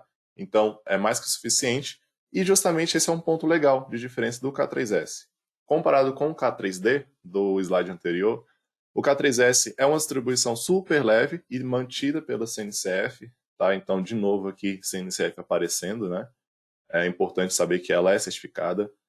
Outro ponto, ela é voltada para produção, então você consegue colocar no ambiente de produção tranquilo, não é só para teste, tá? Diferente do K3D e de outras ferramentas como o Minikube, o MicroK8S e o Kind. Então ele tem total caráter produtivo, pode colocar no seu ambiente sem problema, vai responder 100%. Outro ponto é que para fazer a instalação precisa somente de um binário, e aí o binário é tranquilo, é um curl que a gente dá e passa ali alguns parâmetros também, mesmo estilo do K3D, né? Só que ele utiliza menos de 512 megas de RAM para todo o seu cluster. Então, de fato, ele sobe o que é necessário, somente o que é necessário, para o seu cluster performar e rodar bem em soluções de edge devices, né? Quando a gente está falando de IoT, quando a gente está falando de automação, 5G, tudo isso que está crescendo, né, bastante, já temos solução para isso, é o K3S. Convido todos aí a conhecerem. Inclusive, esse aqui é o link, tá? k3s.io, bem simples, vocês conseguem ver mais informações sobre. Então, beleza. Vamos avançar aqui. A gente começa numa parte, né, para falar sobre YAML. Não tem como a gente estudar Kubernetes, não tem como a gente fazer nada em Kubernetes se a gente não tem conhecimento nem que básico de YAML, tá? YAML files. Por quê? Tudo aqui dentro do Kubernetes, eles são feitos como objetos, tá? Então, quando a gente vai criar, por exemplo, algum deployment, quando a gente vai fazer algum service, quando a gente vai subir um único pod, por exemplo, tudo isso é enxergado como objeto. Então, a gente precisa de arquivo YAML para preparar esses objetos, tá? Então, entrando aqui em destaque, a gente tem objetos. O que são objetos? Entidades persistentes em um cluster. Então, foi o exemplo que eu dei, um pod, um deployment, um service, tudo que vai persistir, tudo que você precisa manter, né, dentro do seu cluster ali ativo, é um objeto e é assim que o Kubernetes enxerga, beleza? E o que é YAML? A linguagem de formato de serialização, né, onde a gente coloca ali. Tenho quase certeza que todo mundo aqui já viu um exemplo de um YAML, a gente vai mostrar como é, mas é a forma que o Kubernetes enxerga e como que ele define os seus objetos, beleza? E aí um ponto interessante é isso, uma vez que você preenche seu arquivo YAML, tudo que você setar ali dentro do seu arquivo YAML, o Kubernetes vai fazer o máximo de esforço para que esse objeto continue sendo existente, tá? Então, se você quer que um pod, você vai definir um pod, vai dar um deploy, aquilo ali vai persistir até que você faça alguma alteração, até que aconteça alguma coisa, tá bom? Isso é o interessante. Avançando, então, como que é um arquivo YAML, beleza? Essa indentação aqui, esse é um exemplo, tá? Tem aqui algumas linhas, e o bacana apesar, o ponto positivo do arquivo YAML, tá? É que você consegue entender certinho aqui, ele é uma linguagem de fácil entendimento, você consegue ver ali mais ou menos a sua indentação, o que está acontecendo, tá? Com um pouquinho assim de prática, você consegue entender. O ponto negativo é que ele é bem dificultoso, bem chato para você trabalhar, porque se você deixa de fazer ali um espaçozinho na indentação, ele já deu todo o problema. Quem aqui nunca sofreu com o problema de um YAML, né? Acho que até o Fius aí já deve ter sofrido também. Então, a gente tem esses lados, tá? Tem que tomar bastante cuidado com a indentação. Então, esse aqui é um exemplo onde a gente está dizendo aqui, na primeira linha, setando a versão da API que a gente quer trabalhar. Na segunda linha, o kind é muito importante, vocês vão ver como que vai ser alterado, tá? Nesse exemplo aqui, é para um pod. Então, a gente está dizendo que o nosso objeto vai ser do tipo pod, tá bom? Lembrando do pod, vou falar daqui a pouco dele. Metadata, também informações que a gente pode colocar dentro desse nosso pod. Ou seja, um nome para ele, uma label, tá? Então são elementos que você pode configurar em relação ao seu pod. Perfeito? Então nesse caso aqui o nome dele é Static Web e aí tem uma label aqui chamado MyRole, só de exemplo. Na parte mais para baixo tem essa parte de especificações, essa parte de spec, onde a gente dita aqui, no exemplo, a criação de um container. Então, esse container aqui, o nome dele é Web, a imagem que eu estou utilizando é o Nginx, e as portas aqui que eu estou abrindo, né, que eu estou fazendo comunicação, é na porta 80 do container, utilizando o protocolo TCP. Então, dá para a gente entender, olhando aqui para dentro do nosso arquivo YAML, o que ele está fazendo. Tá? E aí, Pois é, Lins, acho que você está sendo injusto com o arquivo YAML, cara. Você mesmo já comentou, só de olhar você já entendeu tudo que está acontecendo aí, o né? problema são os espaços, cara. Você precisa contar ali certinho. Inclusive, que é algo que eu até lembrei. É muito difícil alguém fazer isso na mão, com Vim, tá? Quem faz isso aí utilizando na mão, na força bruta mesmo, dou meus parabéns. Mas tem muitas ferramentas, muitas IDEs. Exemplo delas é o VS Code, o Eclipse. Ferramentas que já ajudam a gente a identar certinho. Então, você diminui um tempo aí de problema, né? Tendo que procurar. Quando você vai abrir, é uma indentação errada que você tinha que ter mudado. Então esse é o único ponto, tá? Não, o Davi já falou, uso o VI há anos. Olha Esse aí aí, é raiz. olha aí. Precisa Esse admitir daqui, raiz, hein? Eu também queria comentar do Jefferson aqui, falou, é tão importante o Kubernetes que alguns fabricantes de storage já entregam na solução do storage nativo o Kubernetes Engine. Show. E outro também que falou, você perguntou se a gente vai falar sobre o volume persistente no Kubernetes. Eu não tinha programado da minha parte, Lins, você chegou a ver alguma coisa de Kubernetes persistente, de volume persistente? Não, dessa vez a gente não vai fazer. Inclusive, convido a todos, acho que daqui a 2 semaninhas, essa introdução do Kubernetes. Daqui a 2 semanas a gente vai fazer a introdução ao Rancher. Então, quem daqui ainda não se inscreveu, olhe o link, eu vou colocar no meu LinkedIn. Quem tiver lá acesso, se inscrevam, porque provavelmente esse ponto também a gente vai ser falado lá dentro, tá? O conteúdo de hoje é para ser Essa mais vai ser uma básico sessão mesmo. mais introdutória, né? Exato. Exatamente. Então, Vai ser mais básico. a gente não vai aprofundar tanto assim, mas fique ligado nas próximas sessões. Show. Vamos lá então. Uma vez que a gente já falou do arquivo YAML, a gente entende que o Kubernetes identifica tudo por esse arquivo.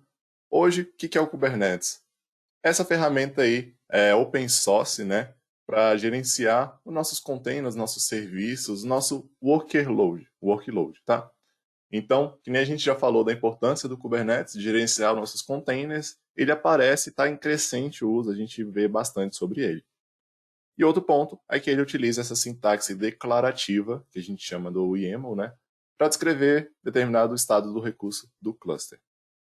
Beleza. Então, só dando um briefing aqui rapidinho, um resumo sobre o que o Fiuza já comentou para a gente colocar na mesma página. Essa arquitetura aqui está mostrando para a gente, bem simples, uma comunicação onde aqui vocês já têm alguns nomes conhecidos, tá? Então, quem já anotou vai conseguir entender certinho o que está acontecendo. Inclusive, temos aqui um usuário que está requisitando através de uma API, né? E essa API está batendo ali no nosso master, que é quem gerencia todo o nosso cluster, onde está rodando aqueles elementos, etcd, certo? Control plane ali dentro. E aí ele tem informação sobre todo o estado do meu cluster. Linkado a eles, nós temos os nossos nodes. Então, nossos nodes aqui podem ser chamados também de worker, tá? Worker nodes, que é quem tem a função de executar de fato o nosso workload.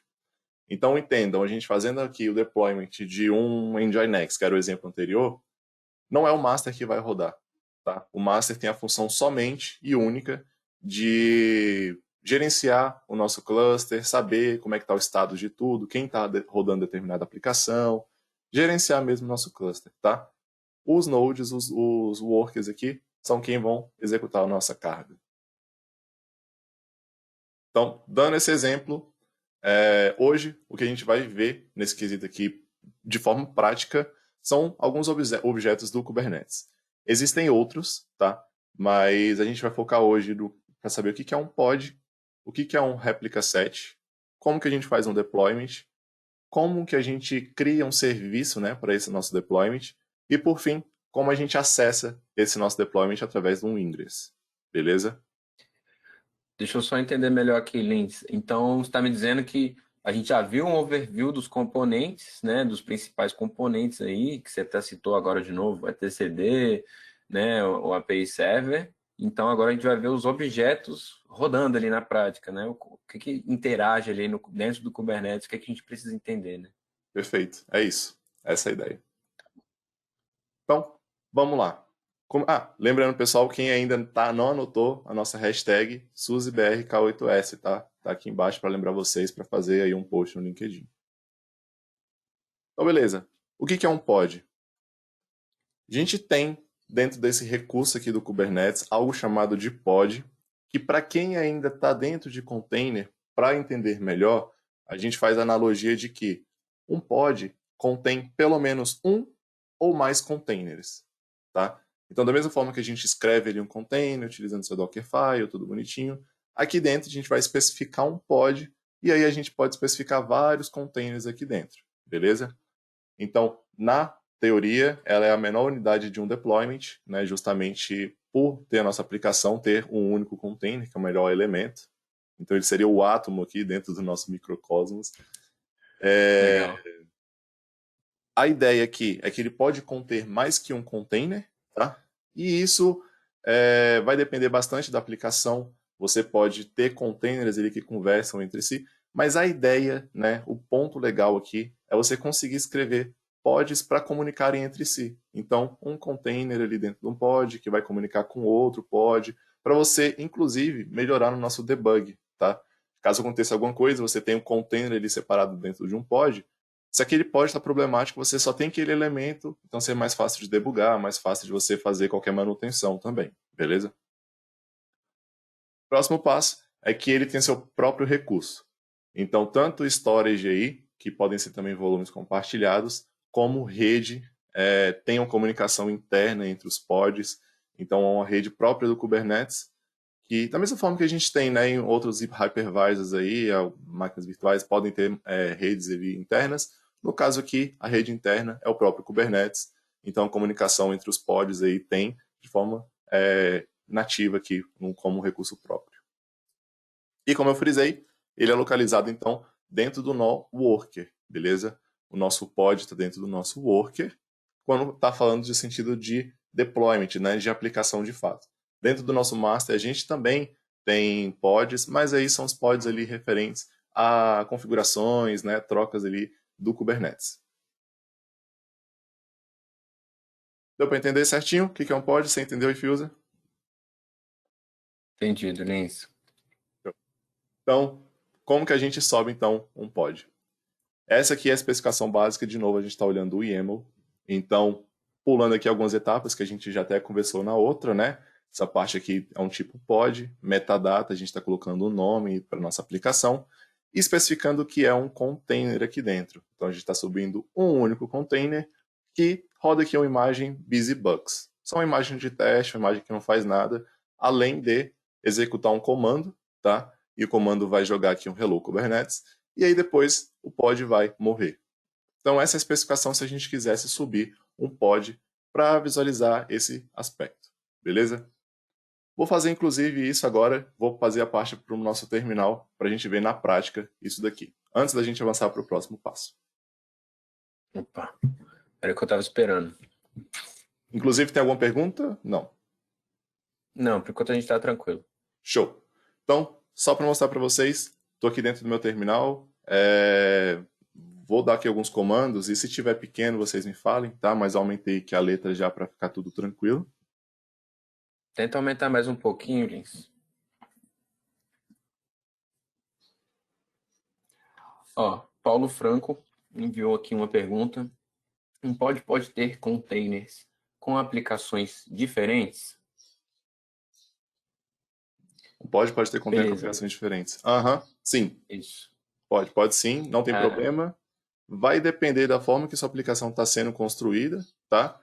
E também lembrando aquela recomendação que eu falei lá no início, que é recomendado a gente ter dentro de um pod, um único container, né? Até mesmo para a gente fazer esse debug.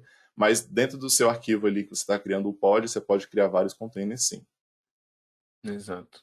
E segundo as melhores práticas, né, um container por pod é o ideal, né? Então, eu diria que nesse momento de introdução, você pode entender as duas coisas como uma só, tá? Boa, legal. Não vai haver muita falha nesse, se você tiver esse entendimento. Então, beleza, o que eu fiz aqui? Entrei no meu nó, ele está rodando numa Raspberry aqui na minha frente. E é um cluster local que eu estou utilizando o K3S, tá? Eu rodei um comando, posso até dar um Ctrl R para mostrar para vocês o comando que eu rodei. Foi simplesmente esse daqui, um curl no arquivo, num diretório aqui, né? Onde eu passo aqui algumas variáveis, tá? Desde configuração do nosso arquivo de kubeconfig, que é como a gente acessa, né, o nosso cluster, e também o canal de onde ele vai pegar a nossa versão do Kubernetes. Existem outras configurações, isso aqui é o suficiente. Você dá um Enter, passa 3 minutos, você já tem um cluster rodando. Tá? Então, caso alguém queira já testar um K3S aí também, podem copiar esse comando aqui, ou então podem abrir lá o site do K3S, que daqui a 5 minutos você tem um cluster rodando. E o que é legal, você já tem acesso ao cluster. Então, estou rodando o kubectl para dar um get nodes, mesmo exemplo que o Fiuza mostrou ali, né, de forma com gráfico, estou fazendo na prática, tá? O que ele retorna para mim? O nome do meu node, então eu chamei ele de all-in, por quê? Ele está com todas as roles aqui dentro. Então, as boas práticas eu não estou seguindo aqui porque é o laboratório, mas seria recomendado a gente subir mais nodes, tá? Pelo menos mais 4, mais 3 nodes, onde mais 2 seriam o nosso master, e a gente teria só essas duas roles aqui para eles, e de worker seria separado para somente os nós de worker, até para a gente ter essa separação. Como é laboratório, só estou com um nó. Ele está ready, então está pronto. subi 12 horas atrás e essa é a versão do meu Kubernetes rodando, tá bom? Ah, mas se eu quiser ver mais informações sobre os meus nodes, você pode rodar esse comando aqui, kubectl get nodes -o, passando o parâmetro de wide, e ele retorna para a gente mais informações. Então, aquelas que a gente já estava vendo, e aí ele coloca para a gente internal IP, external IP, caso tenha, a imagem que está rodando dentro do nosso sistema operacional, no caso está rodando o Ubuntu aqui dentro, tá? Versão do nosso kernel, e também o runtime, que é uma diferença aqui do K3S, em vez de utilizar o Docker, ele utiliza o containerd, então já mostra essa informação para a gente também, tá? Então que a gente já tem dois comandos dentro do Kubernetes que a gente já pode ver informações sobre o nosso Node. Perfeito? Para a gente avançar, eu vou fazer o deployment de um pod, mas antes disso, eu vou subir um namespace, tá? E aí até aproveito Links para... Oi. pediram para você escrever o name-a para ver informações da máquina. Beleza. Então, aqui estou rodando dentro do Raspberry, tá? Um Ubuntu mesmo, é o 20.04, rodando o Arc64. Beleza? Exatamente. Então, vamos lá. Get namespaces aqui. O que eu estou fazendo? Estou voltando para mim todos os namespaces que estão dentro do meu cluster. Então, eu tenho esse default e esses aqui do próprio kubesystem, tá? Que informações do Kubernetes. Eles são criados para mim automaticamente e a ideia é a gente conseguir segregar ambientes aqui dentro do Kubernetes. Então, no exemplo, se a gente quisesse subir um front-end aqui, para aqui de desenvolvimento, a gente poderia chamar o nosso namespace de front-end, né? Criar um namespace para a gente fazer o deployment só dentro dele. E isso evita a gente possivelmente mexer em algum deployment de outro namespace, de outra equipe, né? É uma forma que a gente tem aqui dentro do Kubernetes nativamente. Nesse caso, vou criar o meu kubectl create namespace e vou dar o nome dele de intro K8s, tá bom? Então, criando um namespace chamado intro K8s. Beleza, foi criado. Quando eu dou o get namespace, ele vai aparecer aqui para mim que foi criado esse namespace que eu pedi. Show? Agora a gente vai na partezinha de fazer de fato o nosso deployment do nosso pod. Uma vez que a gente tem o nosso namespace, a gente pode especificar que quer fazer o deployment lá dentro. Aqui dentro eu tenho um arquivo, um pod YAML. Eu já escrevi o YAML file do meu pod. E o que eu estou fazendo? Mesmo exemplo lá que eu trouxe para vocês, tá? Isso daqui, estou criando um pod, o nome dele é meu pod, ele tem a label de teste. O meu container tem o nome de meu container. E a imagem que eu estou rodando é um BusyBox, que vai fazer só para mim, dar um eco aqui, falando pontos para você que está estudando Kubernetes. Beleza? Então, se a gente sai aqui da especificação do nosso pod, a gente pode criá-lo. Como que a gente faz isso? Vou pegar aqui. Vou copiar aqui o comando para ficar mais fácil. Mas é um kubectl create, tá? De novo, da mesma forma que a gente criou um namespace, só que agora a gente está passando um parâmetro novo, que é o "-n". O que é ele? A gente está especificando o nosso namespace, tá? A gente quer fazer, então, criar algo dentro do nosso namespace chamado intro K8s, que foi o que a gente acabou de criar. E o que é o que você quer criar? É o que está aqui dentro do meu arquivo pod.yaml. Então, aquela minha especificação lá, que eu já setei, estou passando o parâmetro "-f para ele ler de um file e passando aqui o parâmetro. Dou um Enter.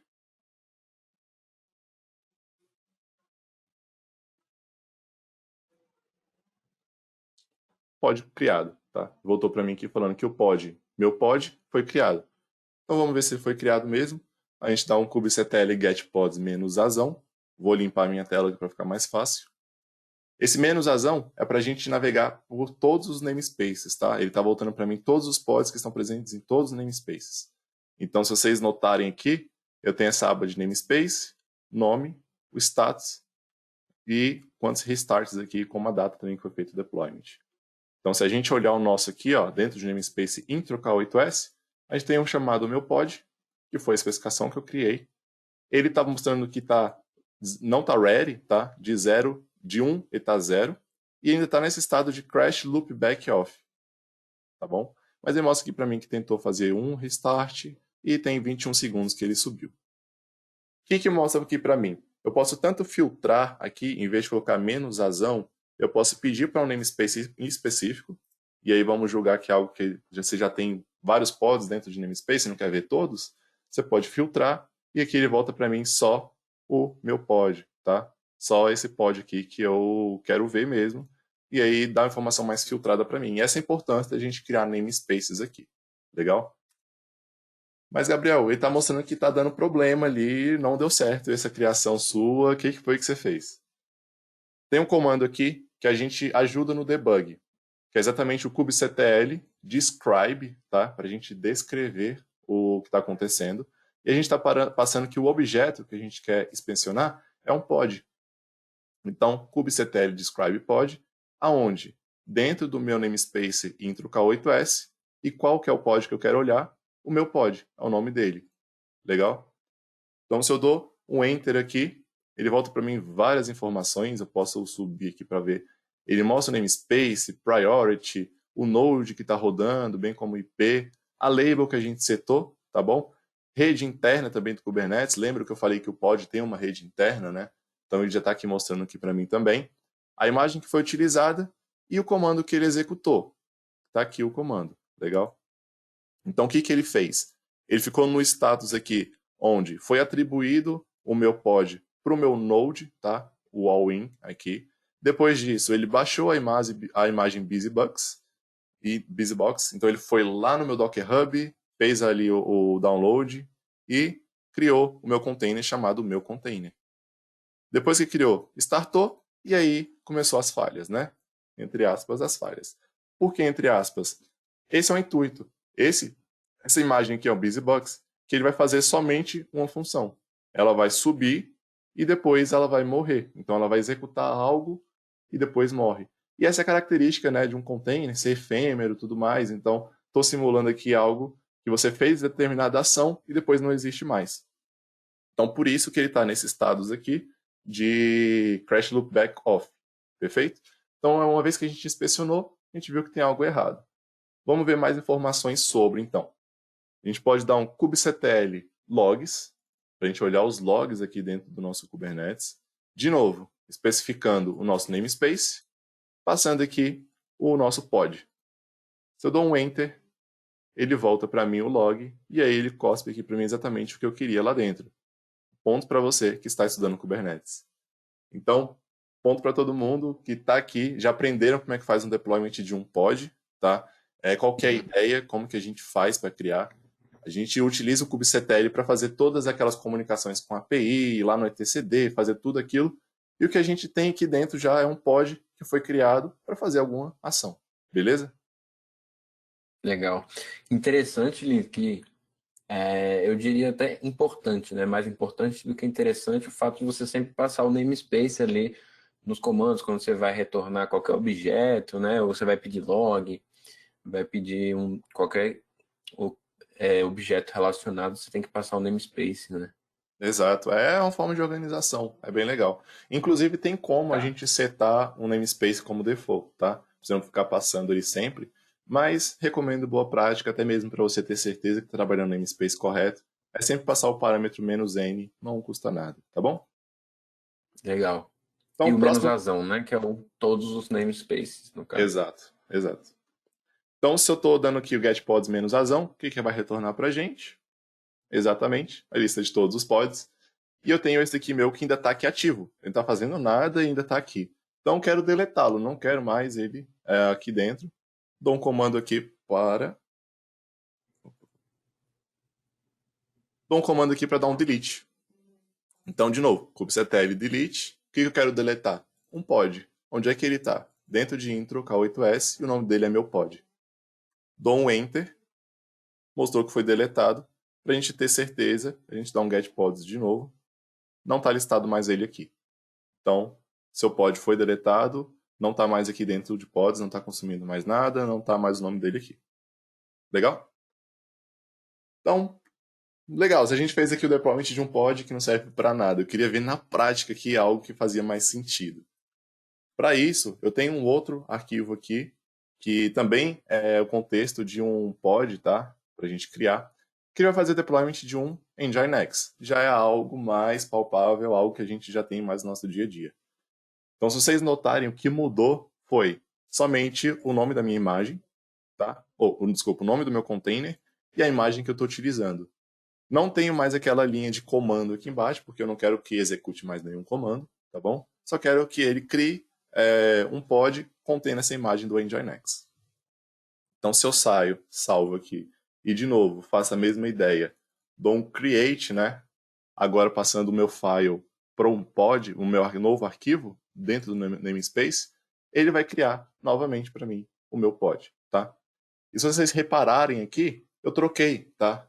Primeiro veio o file e depois veio o namespace. Isso tanto faz, não tem ordem, não tem importância. Basta que você sempre use aqui os parâmetros corretos, tá bom?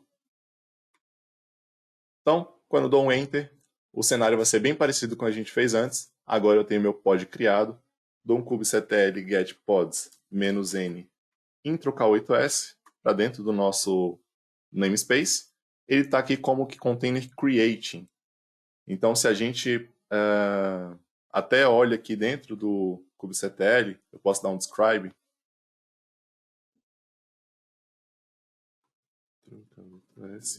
Dentro aqui do meu app, né, que é o nome agora do meu pod.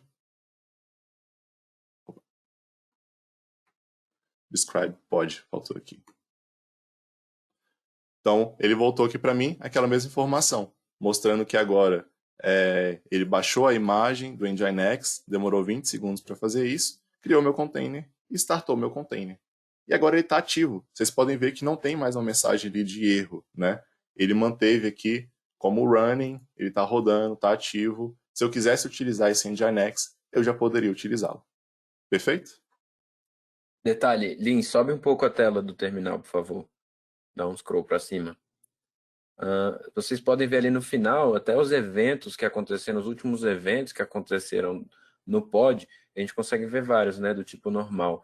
A razão que aconteceu aquele evento, há quanto tempo aconteceu e de qual componente. Então, olha ali, o default scheduler foi responsável por agendar esse pod, né? E aí depois aconteceram vários eventos que foram responsáveis pelo kubelet, né? Então, o agente kubelet vocês estão vendo em funcionamento realmente na prática agora, o que cada componente vai estar realizando ali ao acessar esses eventos dos pods, né? Show. Beleza, bem lembrado. Então, vou dar um delete agora no meu pod, tá? Não quero mais. E vou simular também como se essa minha máquina que está rodando, esse meu Raspberry aqui, ele tivesse caído. O que iria acontecer? O pod foi deletado.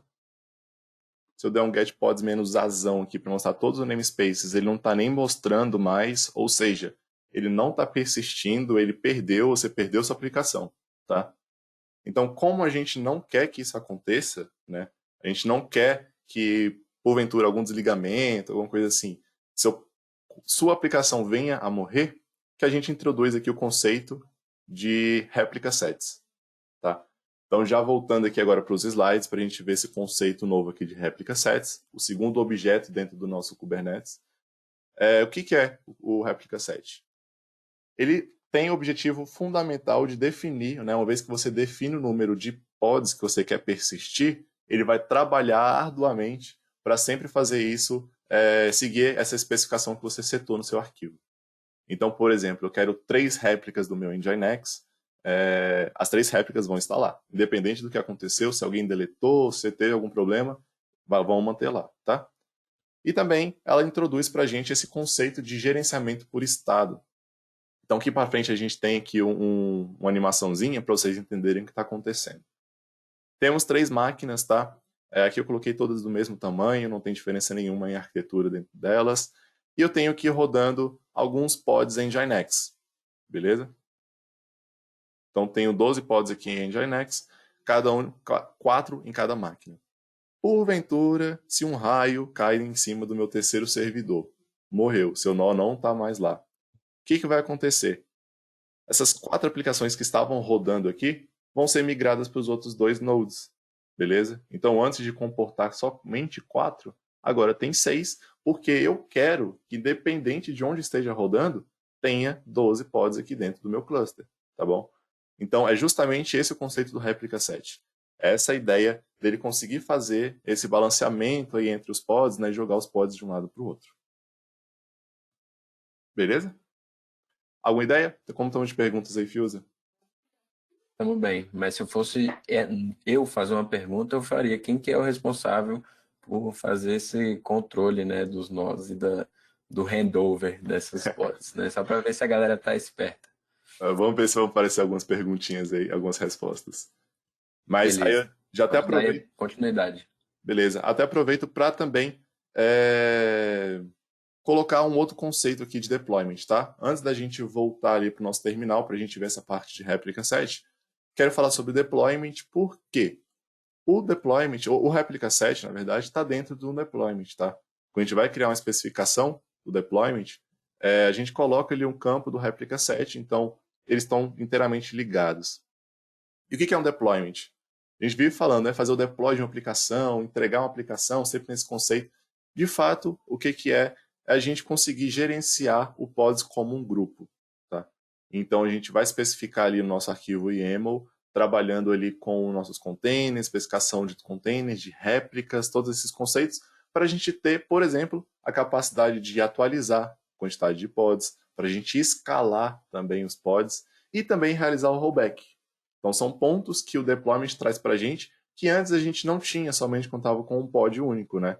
Então, vocês até viram que eu deletei o meu pod, nem atualizou, nem teve escalabilidade, nem teve conversa com ele.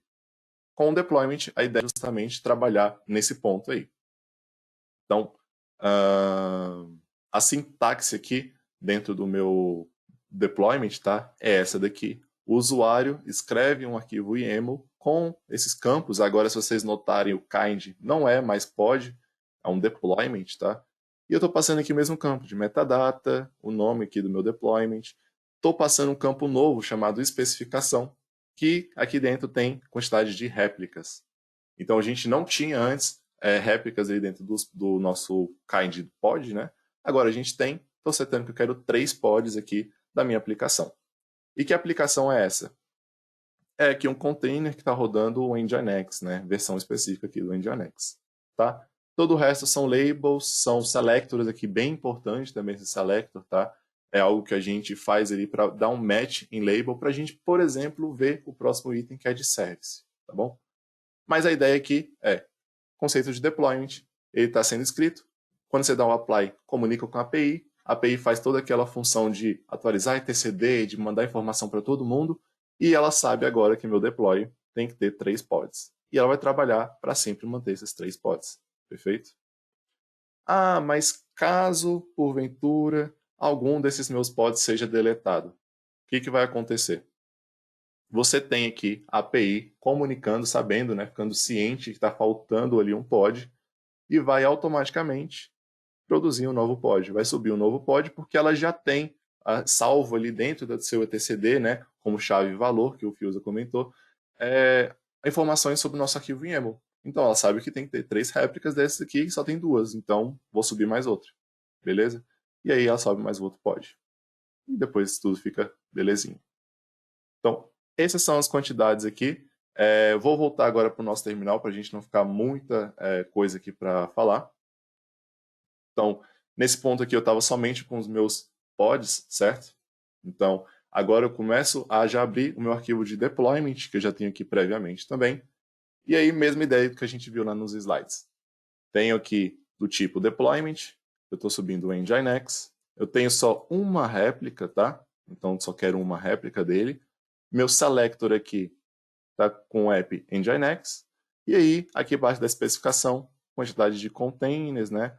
Relação ao container, então a imagem que vou utilizar, o nome do meu container, a porta que eu vou fazer o bind ali, né? Então, minha aplicação Nginx, ela entrega na porta 80, então já estou aqui passando esse atributo. E tem um atributo legal também, que é sobre resources, que esse meu container pode trabalhar.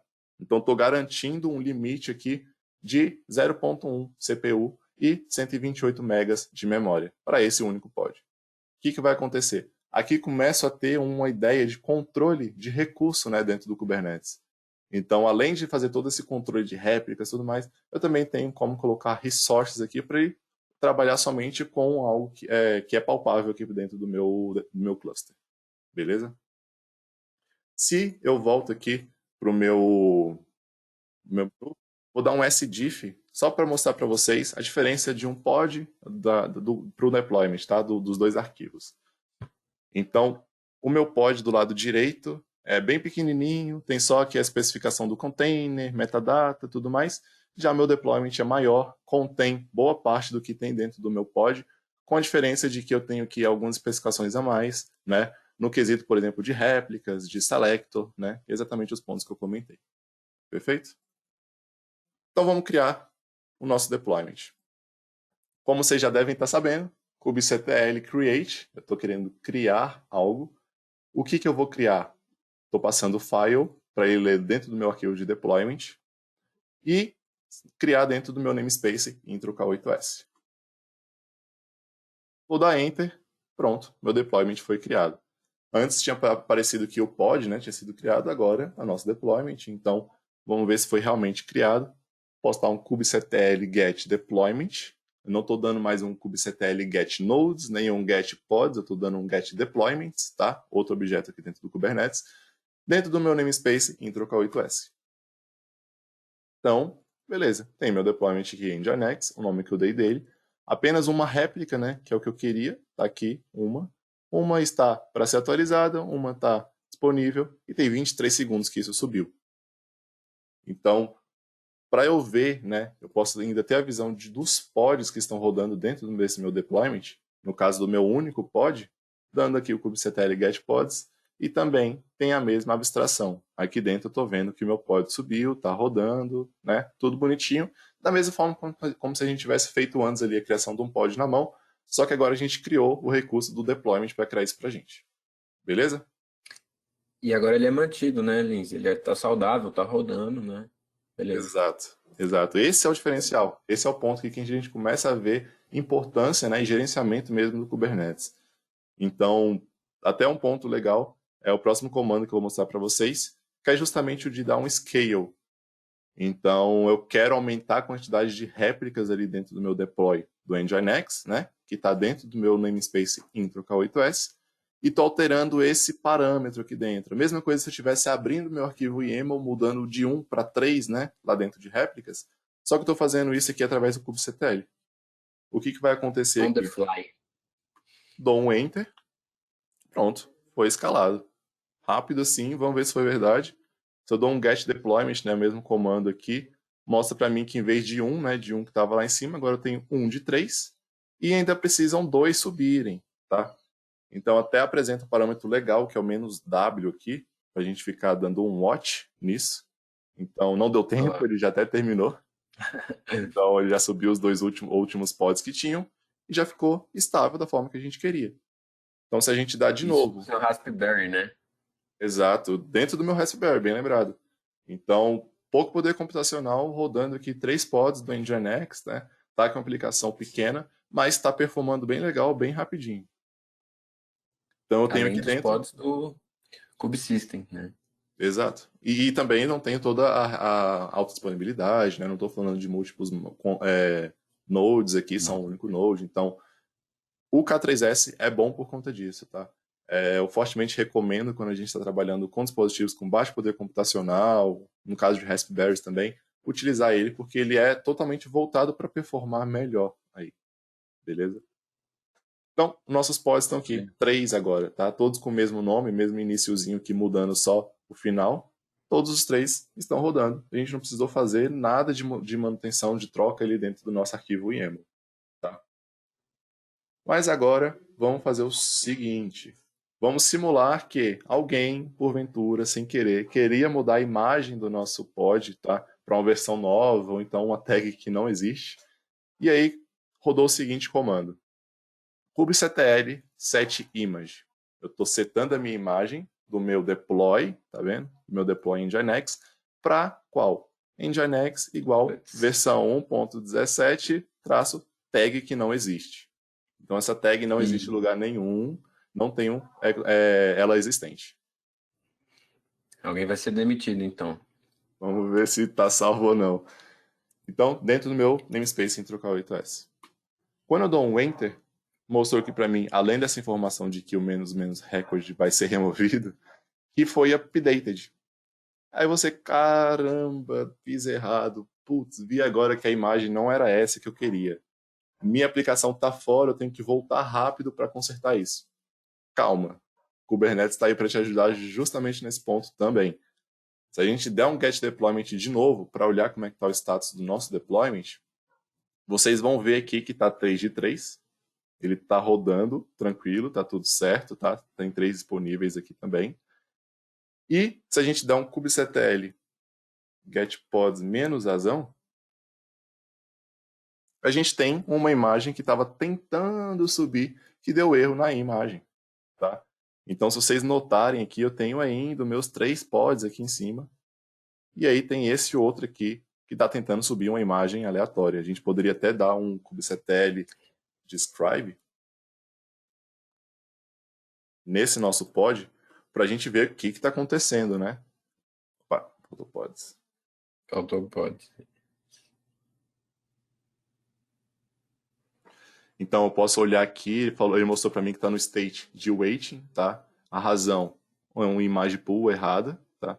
E ele mostra aqui para mim falando que tentou baixar essa imagem aqui, não achou, tudo mais. Então você entende, eu escrevi errado, né?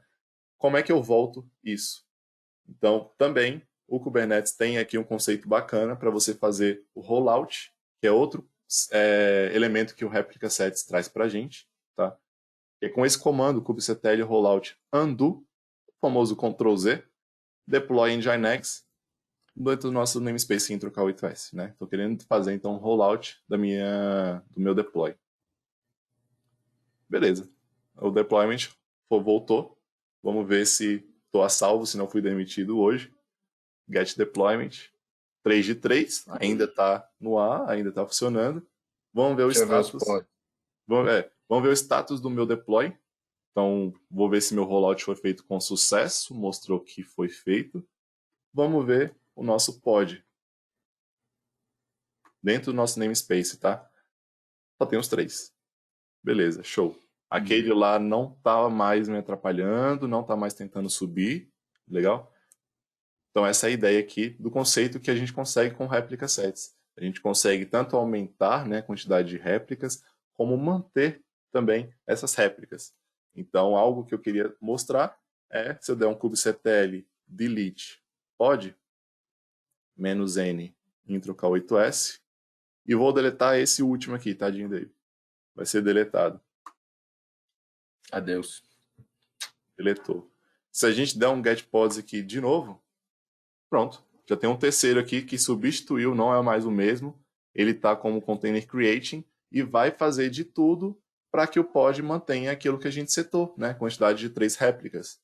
Então aqui a gente vê a redundância, o trabalho do replica set, toda a comunicação que a gente tem do Kubernetes, fazendo com que persista o que a gente colocou lá dentro do nosso arquivo YAML na criação do nosso objeto. E isso, pessoal, está passando por todo aquele processo do etcd lá, do API Server constantemente.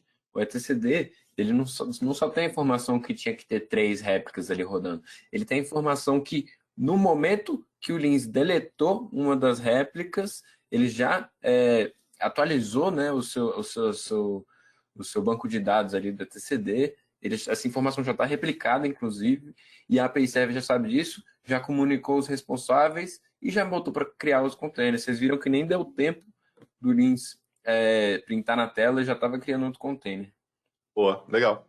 Então, para a gente finalizar, pessoal, acho que a gente está até estourando o nosso tempo. Peço até a ajuda do Fius aí para agilizar com o nosso sorteio.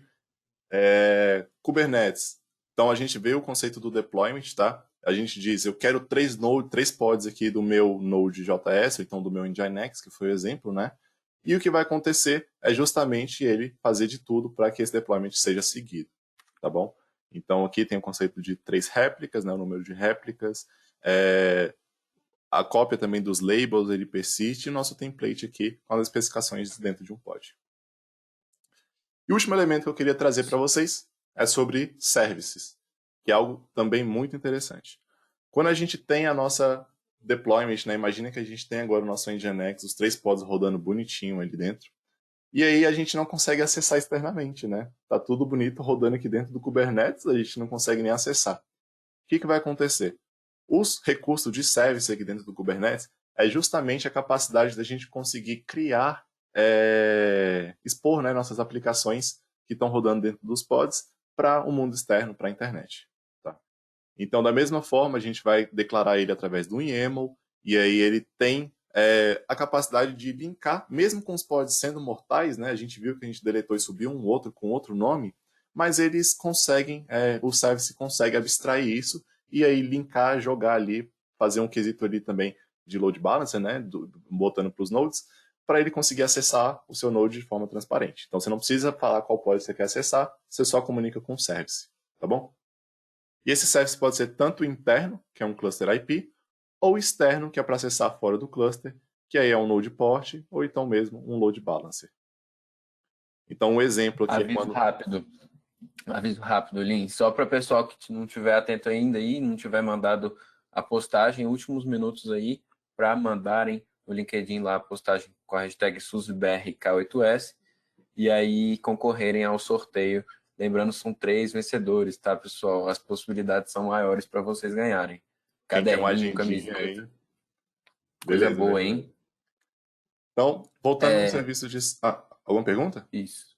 Não. Tem uma pergunta, mas eu vou deixar para assim que você terminar. Show. Então, no quesito de serviço, a gente tem nosso usuário comunicando então com o nosso service, né? Que está ali em cima administrando nossos pods, tá? E aí o conceito de deploy aqui, que a gente lembrou, né? O deploy está sempre colocando novos pods. Então, para o service, ele tem controle desses endpoints. Ele fala, caso alguém queira acessar o Nginx, eu vou linkar para algum desses meus pods aqui que eu conheço internamente na minha rede, né? Final 4, 5 ou 6. E aí ele vai voltar para mim o serviço que quer e tudo fica legal. Mas, naquele exemplo que a gente deletou aqui no nosso último pod, ficou dessa forma. O service precisou entender que tinha ali o endpoint, né, que foi deletado. O deployment vai fazer a função de restabelecer um novo pod. E aí o service vai fazer a sua função de também atualizar isso dentro da sua tabela ali, né, interna ali, dentro dos seus IP, seu DNS. Então, antes que era final ponto 6, agora é final ponto 7, tudo tranquilo, ainda consegue acessar, tá? Pois é, eu quis deixar você terminar, Lícia, porque é um conceito importante e porque tange justamente a pergunta do Paulo que ele fez ali. Olha, no caso de uma requisição que tomou um erro para um pod que ficou indisponível, no intervalo da replicação, essa mesma requisição retorna o erro ou é redirecionada automaticamente para o pod replicado?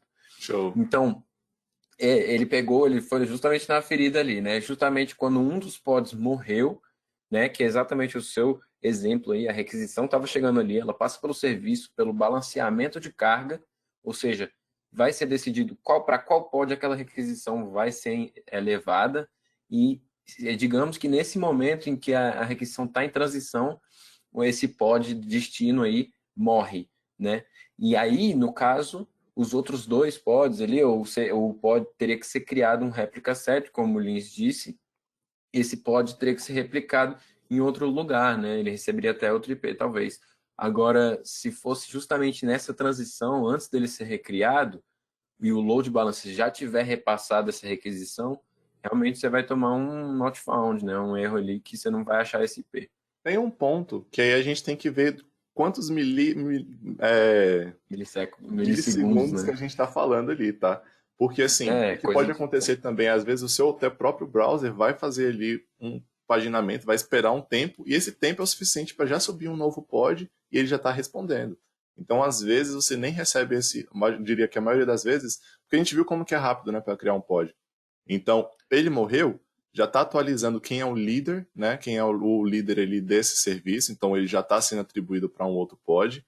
O service já vai fazer essa atualização e menos de segundo, com certeza, menos de um segundo, você já tem esse escalonamento, né? Esse redirecionamento, e aí sua Com aplicação já é certeza. acessível, tá? Então eu diria É, que é quase que imperceptível, tá bom? Justamente pela é. natureza aqui do Kubernetes. A depender do protocolo, né? Se for TCP, provavelmente vai ter um retry ali, mas se for um DP, vai ser perdido o pacote, né? A Aí gente a está gente. falando que nem o Lins falou, coisa de milissegundos ali, então, sei lá, 30 milissegundos, então, imperceptível, difícil. Isso, exato. Legal. E aí também outro conceito aqui de Ingress, antes da gente voltar para a última parte do terminal, que é justamente algo que é comunicado com o service. Então agora você quer exportar o seu service, tem ali noção de todos os pods, né? Está atribuindo ali um direcionamento para eles, mas para a gente colocar isso acessível externamente, a gente precisa de um Ingress. E aí geralmente a gente consegue criar aqui um FQDN, né? Um HTTP, uma requisição, onde tem inclusive tráfego com load balancer, né? A gente pode fazer esse balanceamento, então é o fato de quando um pod caiu, já está sendo feito o balanceamento, então tem outros ativos ali em outro nó que entrega para você a aplicação, então imperceptível. E também quesitos de SSL, né, de protocolo de certificado também, a gente pode criar dentro do Ingress para a gente ter a nossa autenticação, ter o nosso certificado, a nossa segurança quando vai acessar essa aplicação, tá? Vamos voltar para o terminal e aí a gente mostra essa última parte aqui, que também tem um arquivo chamado service. E aqui dentro, o que eu estou fazendo? Kind service, e aí minha aplicação é Nginx. E lembra que eu falei que era importante essa parte de selector, né? É justamente para eu selecionar o meu serviço, meu deployment de Nginx, tá? Para ele fazer esse bind, tá? Para ele fazer esse nosso criação aqui através do nosso aplicação. Então, estou falando da minha porta 80 do meu container, tá? Utilizando o protocolo TCP. Eu quero que você exponha na porta 80 aqui do meu node, tá? Então, isso daqui eu estou falando do container para o meu node. E também o node port ele vai servir para externo. Então, eu estou colocando aqui na porta 30.007, tá? Para eu acessar. E do tipo node port. Se vocês lembrarem lá, eu falei que existia cluster IP, load balancer e node port. Cada um tem sua diferença, o load balancer atribui um IP, node port estou colocando o IP do próprio node e no final a porta que eu estou especificando, tá? Então, Você está saiu. simplesmente traduzindo ali a porta, né? Exato, Expondo uma porta diferente, traduzindo para o container, né? exato. Um NAT para a porta. Boa. Aí a gente agora, da mesma forma, kubectl apply, a gente vai colocar o nosso arquivo de service, né, nosso YAML, passando aqui o nosso namespace intro K8s, apliquei o meu serviço. Então, se agora eu dou um kubectl get service, tá?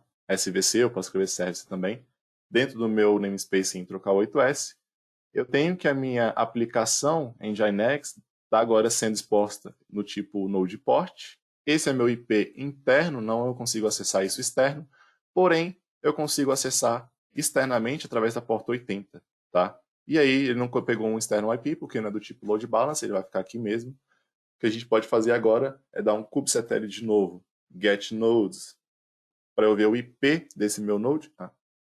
Menos wide, que ele retorna para mim o IP. Então, se eu pego esse IP, Isso. coloco aqui dentro, vou colocar aqui, abrir uma janela anônima para vocês. Coloco aqui dentro mais 30.007, né, que eu tinha colocado.